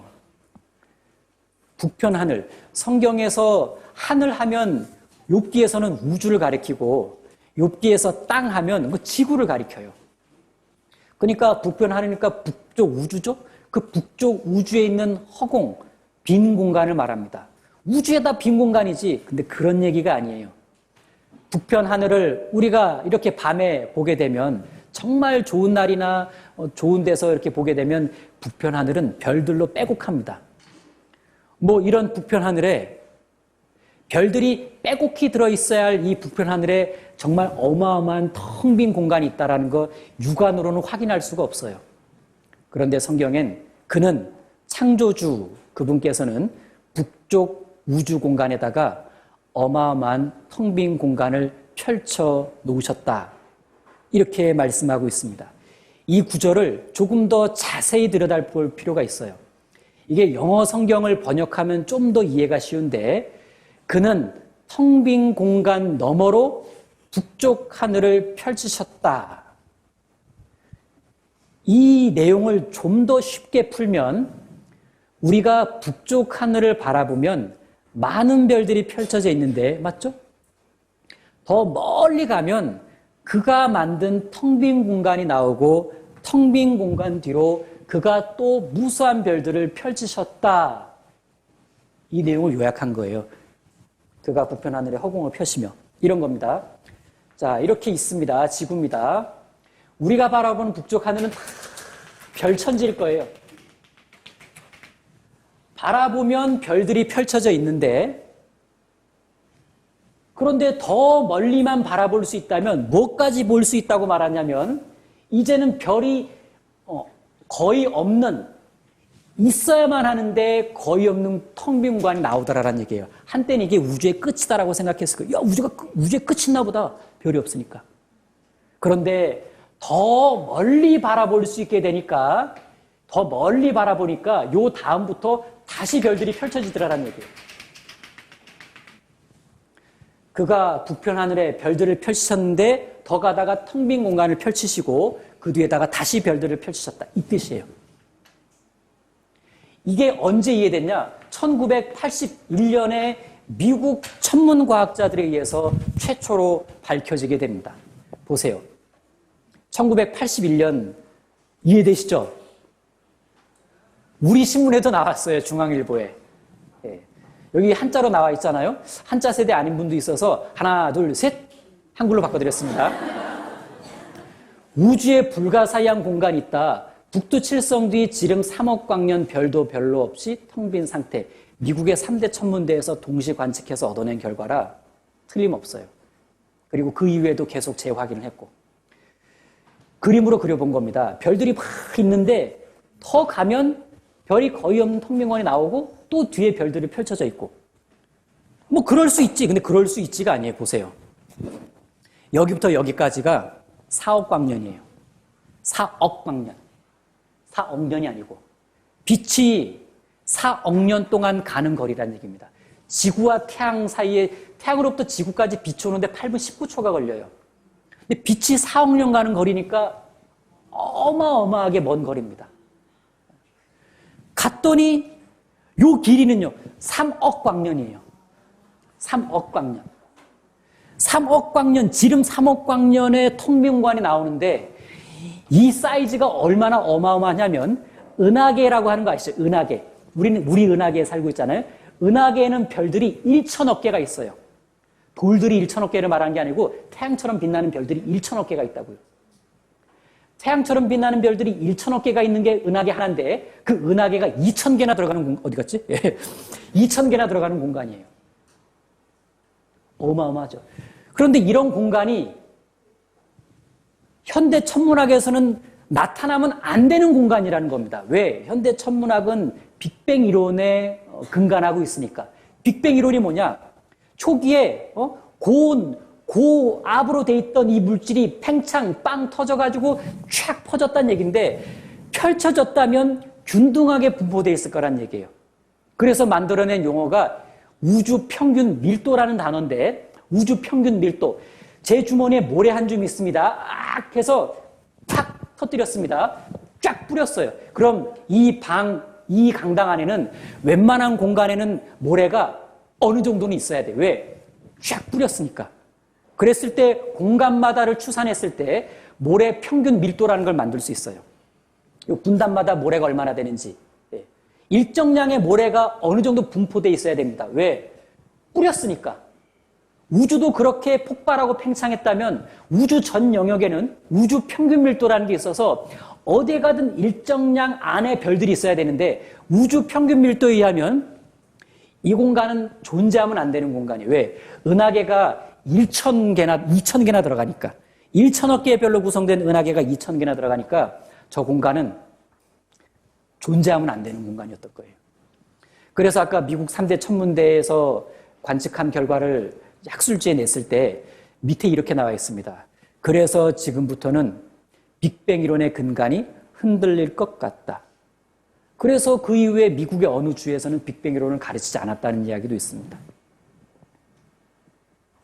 그러면 야 이런 과학적 사실이 있네. 이거보다 더 놀라운 건 누가 3,500년 전 고대인들이 살던 그 시대에 여기를 쟀냐라는 거예요.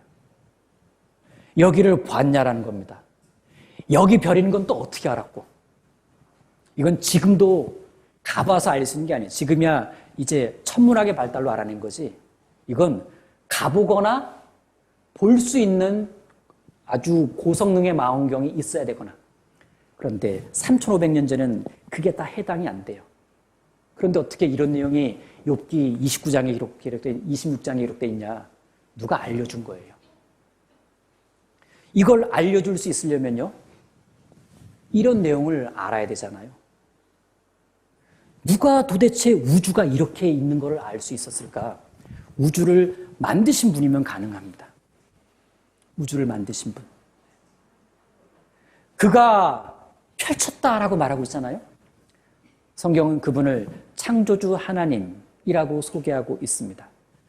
자, 그래서 그는 북편 하늘을 허공에 펴시며 이 구절 자체가 성경을 더욱 놀랍게 해줍니다.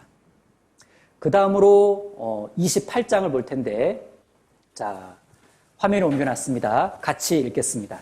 지면은 식물을 내나 지하는 불로 뒤집는 것 같고, 지구 자체에 대한 놀라운 정보를 주고 있는데, 요즘에는 놀라운 정보가 아니에요. 지면 식물, 지하 불. 유치원생도 알죠. 네.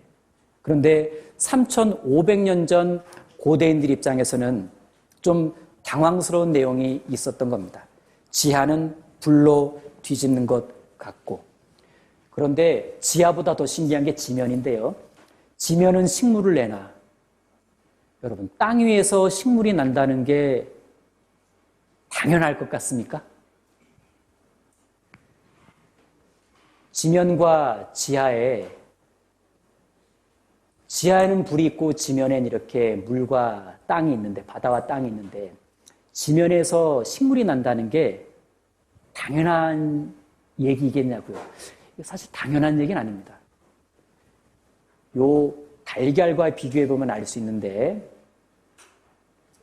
지구 구조와 비슷합니다. 여러분, 달걀이 맞아요? 계란이 맞아요? 달걀이 맞아요? 계란이 맞아요? 둘 다 맞아요. 맛있게 드시면 돼. 네. 둘 다 맞습니다. 여러분, 지구 구조와 달걀 구조가 상당히 흡사한데요. 달걀 껍질이 얇죠? 네. 속은 노른자고, 지구와 되게 비슷해요. 이 지표면이 얇아요. 만약에 요 달걀 노른자가 지구 속 핵과 비슷하다면, 지면은 식물을 내나 지하는 불로, 그 불이 요즘에 핵을 말하는 거거든요. 이 지구 중심 온도가 2만 도래요. 2만 도. 지구 중심 온도는 2만 도인데 그 지표면에서는요, 식물이 자라는 겁니다. 만약에 노른자 중심이 2만 도라고 하면요, 계란 껍질은 어떻게 될까요? 후두두두두두. 그런데 지구 중심은 2만 도인데 이 지표면에서는요, 비도 내리고 강물도 흐르고 눈도 내리고 얼음도 얼어. 식물이 200m 뿌리를 내리꽂아도 뿌리 타는 식물이 없더라는 겁니다. 그렇게 얇은데 속은 엄청 뜨겁고, 그게 흙의 신비예요. 흙의 신비. 군대 다녀오신 분들은 없을 텐데, 군대에서 이렇게 불 피우고 불 끌 때 1차적으로는 물을 뿌려요. 그러고 나오면 혼나요. 그 다음 작업해야 됩니다. 삽으로 흙 덮어야 돼요. 완벽한 열 차단제이기 때문에 그렇습니다. 이렇게 기가 막힌 흙으로 지표면이 이루어져 있기 때문에 엄청난 지구 중심 온도에서도 지면에서 식물이 나니까 지면은 식물을 내나 기적의 무대에서 살고 있는 거예요. 그리고 그 속은 불로 뒤지는 것 같다 그랬죠? 예. 여기서 뒤집다라는 건 전 부칠 때처럼 하나, 둘, 셋, 홀짝 한 바퀴 도는 걸 뒤진다 그러는데, 지구 속에 불이 뒤집힌다라는 거, 이걸 알아낸 건 그리 오래된 얘기가 아닙니다. 지구 중심에 두 종류의 불이 있다는 것을 알아낸 것도 그리 오래된 일이 아니에요. 내핵과 외핵이 있다. 1900년대 이후에 점차 이것이 밝혀집니다. 그런데 성경은 지구 속에 있는 내핵이든 외핵이든 이 불은 다 돈다, 이렇게 말씀하고 있는 겁니다. 학자들이 알아냈어요.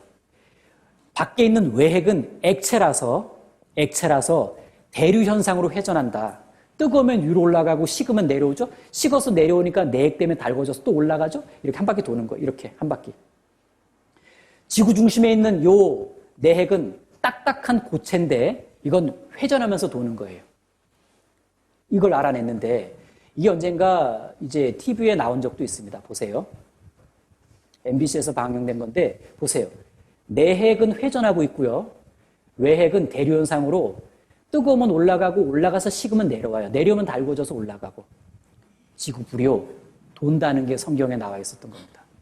그러면은 당연한 얘기지. 하지만 고대인들이 살았던 청동기 시대에는 지구 속에 불의 존재를 알기도 어려웠을 뿐만 아니라 불이 돈다는 걸 생각하기가 어려웠을 거예요. 더군다나 내핵이 돈다는 거 알아낸 것도 최근인데 알리가 만무하죠. 이런 내용이 나와 있으려면 지구 속을 아는 분이 알려줘야만 돼요. 누가 지구 속을 이렇게 자세히 알려주셨을까? 성경은 그분이 창조주 하나님이라고 소개하고 있습니다. 내핵이 돈다는 것도 최근 밝혀지게 된 거예요. 자, 이제 26장, 28장을 받고 이제 36장을 보겠습니다. 자, 36장 31절의 내용을 일부 옮겨놨습니다. 자, 성경 찾으셨으니까 같이 읽겠습니다. 시작.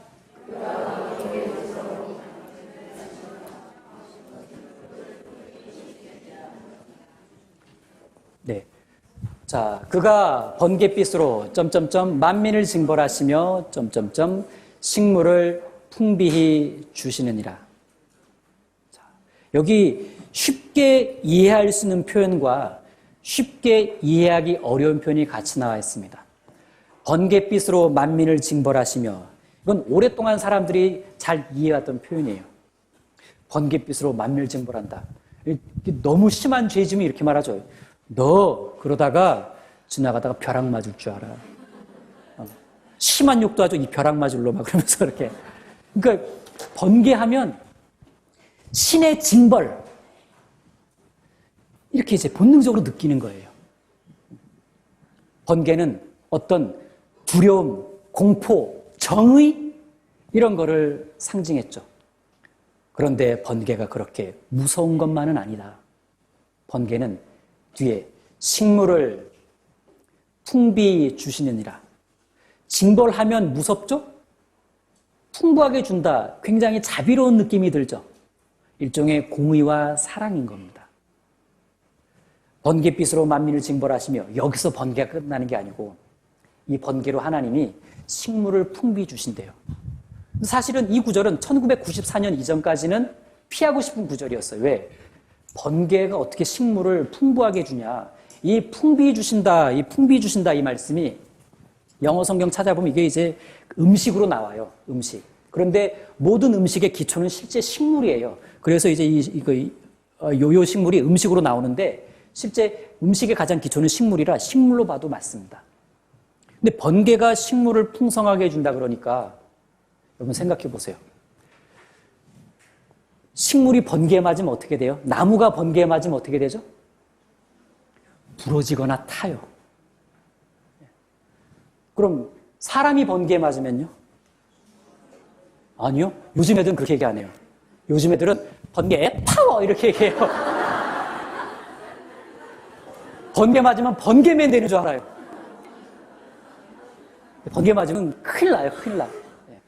사람에게든 식물에게든 번개는 치명적이고 위험합니다. 그러니까 이 구절을 피하고 싶은 거예요. 번개빛으로 식물을 풍비준다. 그러다가 1994년 미국의 대기화학자 후드 훌란츠라는 학자에 의해서 이게 드디어 밝혀지게 돼요. 자, 이런 내용입니다. 여러분, 사람은 뭘 먹어야 쑥쑥 큽니까? 밥이겠죠. 밥. 그러면 식물은 뭘 먹어야 키가 쑥쑥 클까? 물? 물 좋아하시네. 죄송합니다. 식물은 비료? 설마 제가 비료를 요구한 건 아니겠잖아요. 예. 식물은 질소를 먹어야 키가 큽니다. 뭐 농사 지어보신 분은 아시겠지만 저도 20살 때까지 부모님하고 농사 지으면서 가장 많이 들었던 비료가 복합 질소 비료였어요. 이름에 질소 비료 맨날. 예? 식물은요, 질소를 먹어야 키가 쑥쑥 큽니다. 그런데 다행인 건 공기 중에 질소가 78%라는 거예요. 야, 잘 됐다. 그런데 공기 중에 있는 이 많은 질소는 먹을 수 없는 질소입니다. 먹어야만 하는데 먹을 수가 없어. 안타깝죠? 그런데 식물은 이 질소를 먹어야만 크거든요. 그럼 어떻게 먹을 수 없는 질소를 먹을 수 있을까? 이 먹을 수 없는 질소가 변신을 해야 돼요. 먹을 수 있는 질소로. 그럼 먹을 수 없는 질소가 어떻게 먹을 수 있는 질소로 변신할 수 있을까? 도움을 받아야 되는데 바로 번개 파워 도움입니다. 번개 파워. 번개가 대기를 땅 때리면요. 78%가 질소니까 웬만하면 다 맞아요. 그런데 그것이 먹을 수 있는 질소로 변신한다는 거예요. 자, 다 수준 높으신 분들 오셨으니까 제가 조금 어려운 얘기 해드릴게요. 몰라도 상관없어요. 여러분, 질소는 분자식으로 N2 이렇게 쓰죠. 아유, 주무시기 시작하네. 예, 예. 질소입니다. 보세요. 이 질소가 산소랑 만나면 무슨 일이 생기는데 만난다고 둘이 붙는 건 아니에요. 여기서 번개라는 강력한 전기 반응의 도움을 받으면 화학 반응이 일어나서 NO2가 돼요. 이걸 뭐라고 부를까요?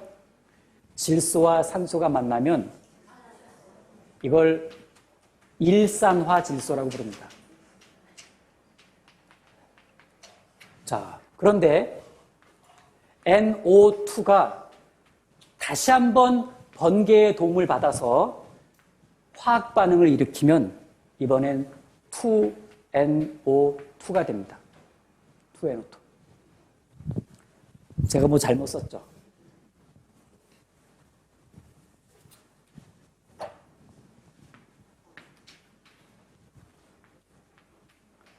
조실까봐. 네. 네. 2NO2 이렇게 됩니다. 이거를 뭐라고 부를까요? 이거를 이산화질소라고 불러요. 자, 이번에 2NO2가 번개를 맞는 게 아니고 번개 친 다음에 뭐가 내려요? 비가 내리죠. 예. 물 H2O를 만나면 이제 뭐가 생기냐면 HNO3와 HNO2가 생깁니다. HNO3를 질산이라고 부르고 HNO2를 아질산이라고 불러요. 강산과 약산이에요. 요 질산이 빗물에 녹아 들어가서 땅 속으로 내리면 요게 바로 먹을 수 있는 질소예요. 먹을 수 있는 질소. 번갯빛으로 질소 먹을 수 있게 만들어 주셔서 식물을 풍비해 주시느니라. 기가 막히지 않습니까? 만약에 성경이 이렇게 화학식으로 기록되었다면 큰일 날 뻔했어요. 1994년 이후에 성경을 바라보는 화학자들의 입장은 확 바뀌었습니다. 뭐야? 화학식이 나와 있잖아. 이 발견 이후로 성경을 믿게 된 사람들이 굉장히 많아요. 야, 이거 진짜 신기하다. 3,500년 전 고대인들이 이런 생각 해낼 수가 없거든요. 근데 이런 내용이 기록되어 있다는 건 지구 생태계를 위해 창조주 하나님이 어떻게 설계해 주셨는지를 볼 수 있는 단면이에요. 그가 번갯빛으로 식물을 풍비해 주시니라. 놀랍지 않습니까? 번개. 어떤 분은 이런 번개 보면 와, 아름답다. 맞아봐야 알아요. 위험한 거예요, 위험한 거. 네. 큰일 납니다, 큰일 나요. 그래서 이 화학식을 잠깐 판서를 해드린 겁니다. 먹을 수 없는 질소가 먹을 수 있는 질소로 변신했다. 번개 도움으로 성경에 나와 있는 것처럼. 그래서 농부 아저씨들도요, 하나님이 주신 질소 비료 덕분에 굉장히 좋아합니다. 번개는 공기 중에 있는 질소를 변신시키고 변신한 질소가 땅속으로 들어가면 식물이 먹고 잘 자라게 됩니다. 비 온 뒤에 나가보셨습니까? 상추 심어보셨죠? 상추 뜯기 가장 좋은 때, 비 오고 나서 조금 뒤. 탱탱합니다. 탱탱해요. 막 뚫고 나와요. 아주 싱싱합니다. 싱싱해요. 싱싱합니다. 비 온 뒤에 들판이나 밭에 나가면 퀴퀴한 냄새 나죠? 질소비료 냄새예요. 질소비료. 1995년에 우리나라에 소개됐는데 1년 전 94년에 나왔던 내용을 우리나라에 이렇게 소개한 겁니다. 번개는 생명체의 최대 질소원이다. 네, 번개가 식물에게 가장 많은 질소를 공급해준다. 이런 내용입니다. 그리고 이런 말씀 듣죠? 보세요. 신기해요. 스가랴서에 있는 말씀인데 번개를 내는 여호와께 뭘 구하라고요? 비를 구하라. 왜? 밭의 채소를 각 사람에게 주리라. 번개로 식물을 풍부히 주시는 거 맞죠? 자, 이번에는 38장을 보겠습니다. 38장엔 별들의 이야기가 나옵니다. 별자리 이야기가 나오는데, 자, 화면 보시고 같이 읽으시겠습니다. 내가 묘성을 메어 떨기 되게 하겠느냐? 삼성의 띠를 풀겠느냐? 네, 삼성의 띠를 풀겠느냐? 여러분, 요게 묘성입니다. 요게 묘성이고, 북쪽 하늘을 바라보면 유난히 밝게 빛나는 별무리들이 있는데 6개, 7개 정도로 보입니다. 이게 묘성이고, 중국에서는 육광성이라고 부르고 서양에서는 플레아데스 7개 별이다, 7잠의 별이다 이렇게 부릅니다. 여하튼 이 묘성은 이렇게 6개, 7개로 낱개의 별들로 보여요. 그리고 이건 오리온자리 별인데, 오리온자리 별자리인데 여기서 요 허리띠 부분에 해당하는 요 땡땡땡 3개를 삼성이라고 불러요. 아, 욥기 성경에 묘성과 삼성이 나와 있는데 이런 걸 말하는 거구나. 그러고 나서 묘성과 삼성에 대해 사람들이 수천 년 동안 하고 있던 오해에 대해서 풀어주고 있는 겁니다. 여러분, 기록은 3,500년 전에 기록되었는데 3,500년 전에 기록된 이후에도 이렇게 말씀해 놨는데도 똑같이 오해하고 있었어요. 무슨 오해냐? 사람들은 이 묘성을요, 낱개의 별들이 모인 별자리라고 생각했습니다. 묘성은 몇 개의 별일까요? 6개 아니면 7개죠. 그런데 성경은 아니, 그건 6개, 7개가 아니야. 그건 떨기야. 떨기. 쉬운 말로 무더기란 뜻입니다. 육안으로 봤을 때 너무 많아서 셀 수 없을 만큼 많은 숫자. 무더기. 매어. 이건 중력적으로 묶여 있다라는 겁니다. 너무나 많은 물이니까, 떨기로 되어 있으니까 흩어져 이동할 것 같지만 많다고 못 묶으시는 하나님이 아니에요. 어마어마하게 많은 이 묘성 별무리들이지만 중력적으로 묶어놨다 이렇게 얘기하고 있는 겁니다. 그리고 매어와 떨기를 요즘 말로 합치면 산계 성단이에요. 삼성의 띠를 풀겠느냐? 삼성은 사람들이 이렇게 허리에 붙어있는 요 띵띵띵 3개를 얘네들은 우주를 같이 여행한다고 생각했어요. 그런데 성경엔 그건 오해야. 이 3개 별은 서로 흩어져 있어. 안 묶여 있어. 매어의 반대가 풀겠느냐거든요. 이 내용을 좀 더 구체적으로 풀어보면요. 자, 묘성을 보겠습니다. 단어부터 풀어볼게요. 떨기, 무더기. 매어, 서로 묶어 함께하게 하다. 그런데 중력적으로 묶여있는 이 떨기, 이 무더기를 산계 성단이라고 부른다라는 거예요. 묘성은 성단이다! 라는 사실이 밝혀진 건 1900년대 후반에 들어와서 밝혀진 사실이에요. 즉, 수천 년 동안 묘성은 성단으로 이해된 게 아니라 낱개의 6개, 7개의 별자리로 이해돼 왔어요. 그런데 고성능 망원경의 발명 이후로 묘성을 자세히 들여다보니까 낱개의 별들이 아니라 성단, 떨기, 묶여있는 상계 성단이라는 것을 알아내게 됩니다. 3,500년 전에 기록된 이 묘성에 대한 이야기가 정말 사실이었다는 것이 밝혀지는 순간이었어요. 이건 묘성을 디자인해 준 분이 알려주지 않으면 기록될 수 없는 내용입니다. 보세요. 이게 한 20, 30년 전에 나온 기사인데 묘성은 6개로 보였다, 7개로 보였다 한다. 맨눈으로 볼 때는 7개의 별밖에 보이지 않지만 최근 고성능 망원경과 사진으로 관측한 바에 의하면 묘성에는 200개 이상의 별들이 모여 개방성단, 중력적으로 연결되어 있는 떨기를 이루고 있어서 우주 공간에서 함께 움직이고 있음이 확인되었다. 성경에 나와 있는 말씀이 정확하게 진리로 확인되는 순간입니다. 이게 수십 년 전이라 그랬죠. 요즘은 200개라고 얘기 안 해요. 이 뒤로 500개 보인다. 그 뒤로 1000개 보인다. 그 뒤로 2000개 보인다.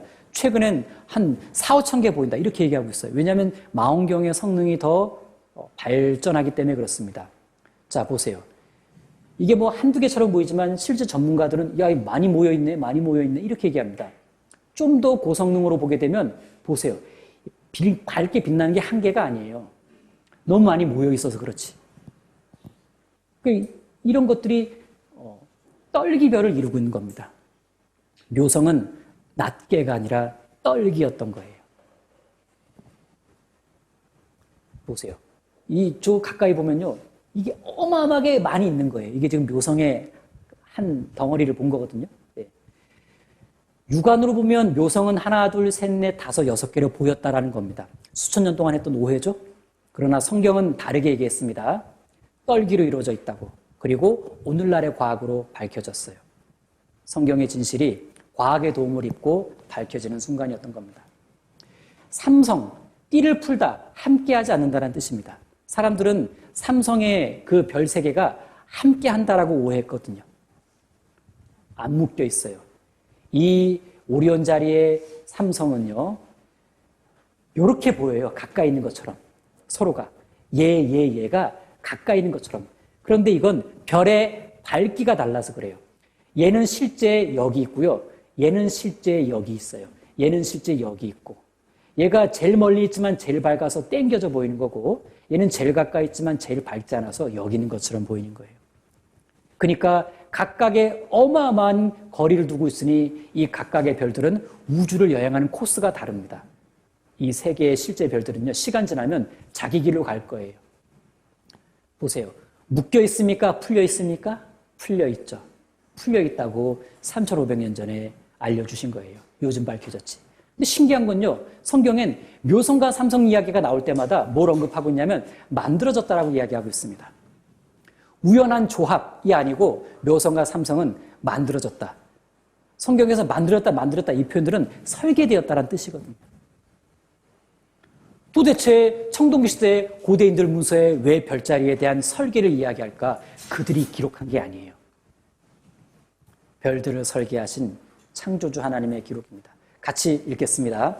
너희는 눈을 높이 들어 누가 이 모든 것을 창조하였나 보라.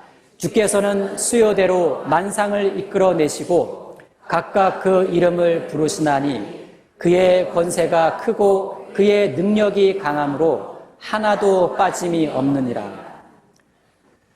눈을 들어보면 별들이 보이는데 결국 알게 되는 것은 창조된 게 맞나 보다라는 마음입니다. 여기에 창조주께서는 수요대로 계산된 숫자란 얘기입니다. 만상을 쉽게 말하면 별무리예요. 계산된 숫자대로 별무리를 이끌어내셨다. 뿐만 아니라 셀 수 없이 많은 그 별들에다가 각각 이름을 붙여줬대요. 돌들 투성이인데 돌들한테 이름 다 붙여줬대요.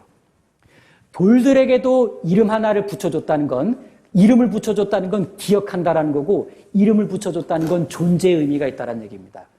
저 우주에 떠도는 돌 하나에도 이름 붙여서 기억하시고 존재의 의미를 부여하셨다면 하나님 형상대로 지음받은 나에게는 이름이 없겠습니까? 부모도 내게 이름을 주어줬지만 하나님도 내 이름을 기억하세요. 우린 돌들보다는 귀해요. 너무나 소중한 존재라는 겁니다. 그리고 마지막으로 39장을 보면 이 동물들 이야기가 나오는데요. 자, 시간 관계상 이렇게 요 셋 중에 하나만 골라볼게요. 사슴, 타조, 말. 뭘 하나 볼까요? 타조? 좋습니다. 안 그래도 그거 보고 싶었어요. 자, 다 보면 좋겠지만 시간이 없어서. 타조에 대해서 욥기 39장은 뭐라고 말씀하고 있냐면 자기 새끼를 사랑할 줄 모른다라고 말씀하고 있습니다. 이렇게 타조는 그 새끼에게 무정함이 제 새끼가 아닌 것처럼 하며 그 구루한 것이 헛되게 될지라도 괴념치 아니하나니 이는 하나님 내가 지혜를 풍부하지 아니하고 총명을 주지 아니함이라. 무정함의 반대가 지혜와 총명인데 이 지혜와 총명을 합치면 모성애입니다. 자식을 향한 어미의 사랑, 어미의 지혜, 어미의 총명은 모성애인데 이 모성애를 안 줬습니다. 무정해요. 타조는 키가 1m 50입니다.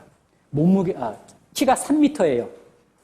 몸무게는 150kg이고 이 타조가 한 번 알을 낳으면 기본 15개 낳아요. 빵빵빵빵 힘 더 주면 30개 낳습니다. 빵빵빵빵 이렇게 수북감 비쌌죠? 그럼 이제 모래를 파가지고 이렇게 묻어요. 이렇게 앉아 있습니다. 그러다가 친구 타조가 야 과천 대공원 놀러 가자. 그래 갔다 올게. 갔다 왔습니다. 신나게 놀고 이제 왔습니다. 이쯤인데 못 찾겠네. 아유, 가야겠다. 그냥 이렇게 그냥 가버려요. 휙 가버립니다. 되게 못됐죠. 자기 새끼를 찾다가 못 찾으면 웃어야 돼요? 울어야 돼요? 울어야 돼. 웃잖아요. 신경 안 써요. 더 과간인 건 운 좋아서 이렇게 앉아 있어요. 찾아가지고 갑자기 목마르다. 물. 누가 물을 안 줘. 어떡하지? 좋은 방법 있다. 여기에 파가지고요. 알을 하나 쪽 깨먹어요. 하나 더 먹어야지. 깨먹어요. 자식 잡아먹고 목 죽이는 부모예요. 여러분 아무리 궁해도 10살짜리 아이를 돈 벌라고 내보내시겠어요? 그럼 타조 엄마예요. 왜 타조에게 모성애를 주시지 않았냐? 사람들이 일반적으로 생각하기를 모성애는 원래 있는 거라고 생각해요. 어미에게 모성애는 자동이다. 근데 하나님은 아니라고 말씀하시는 겁니다.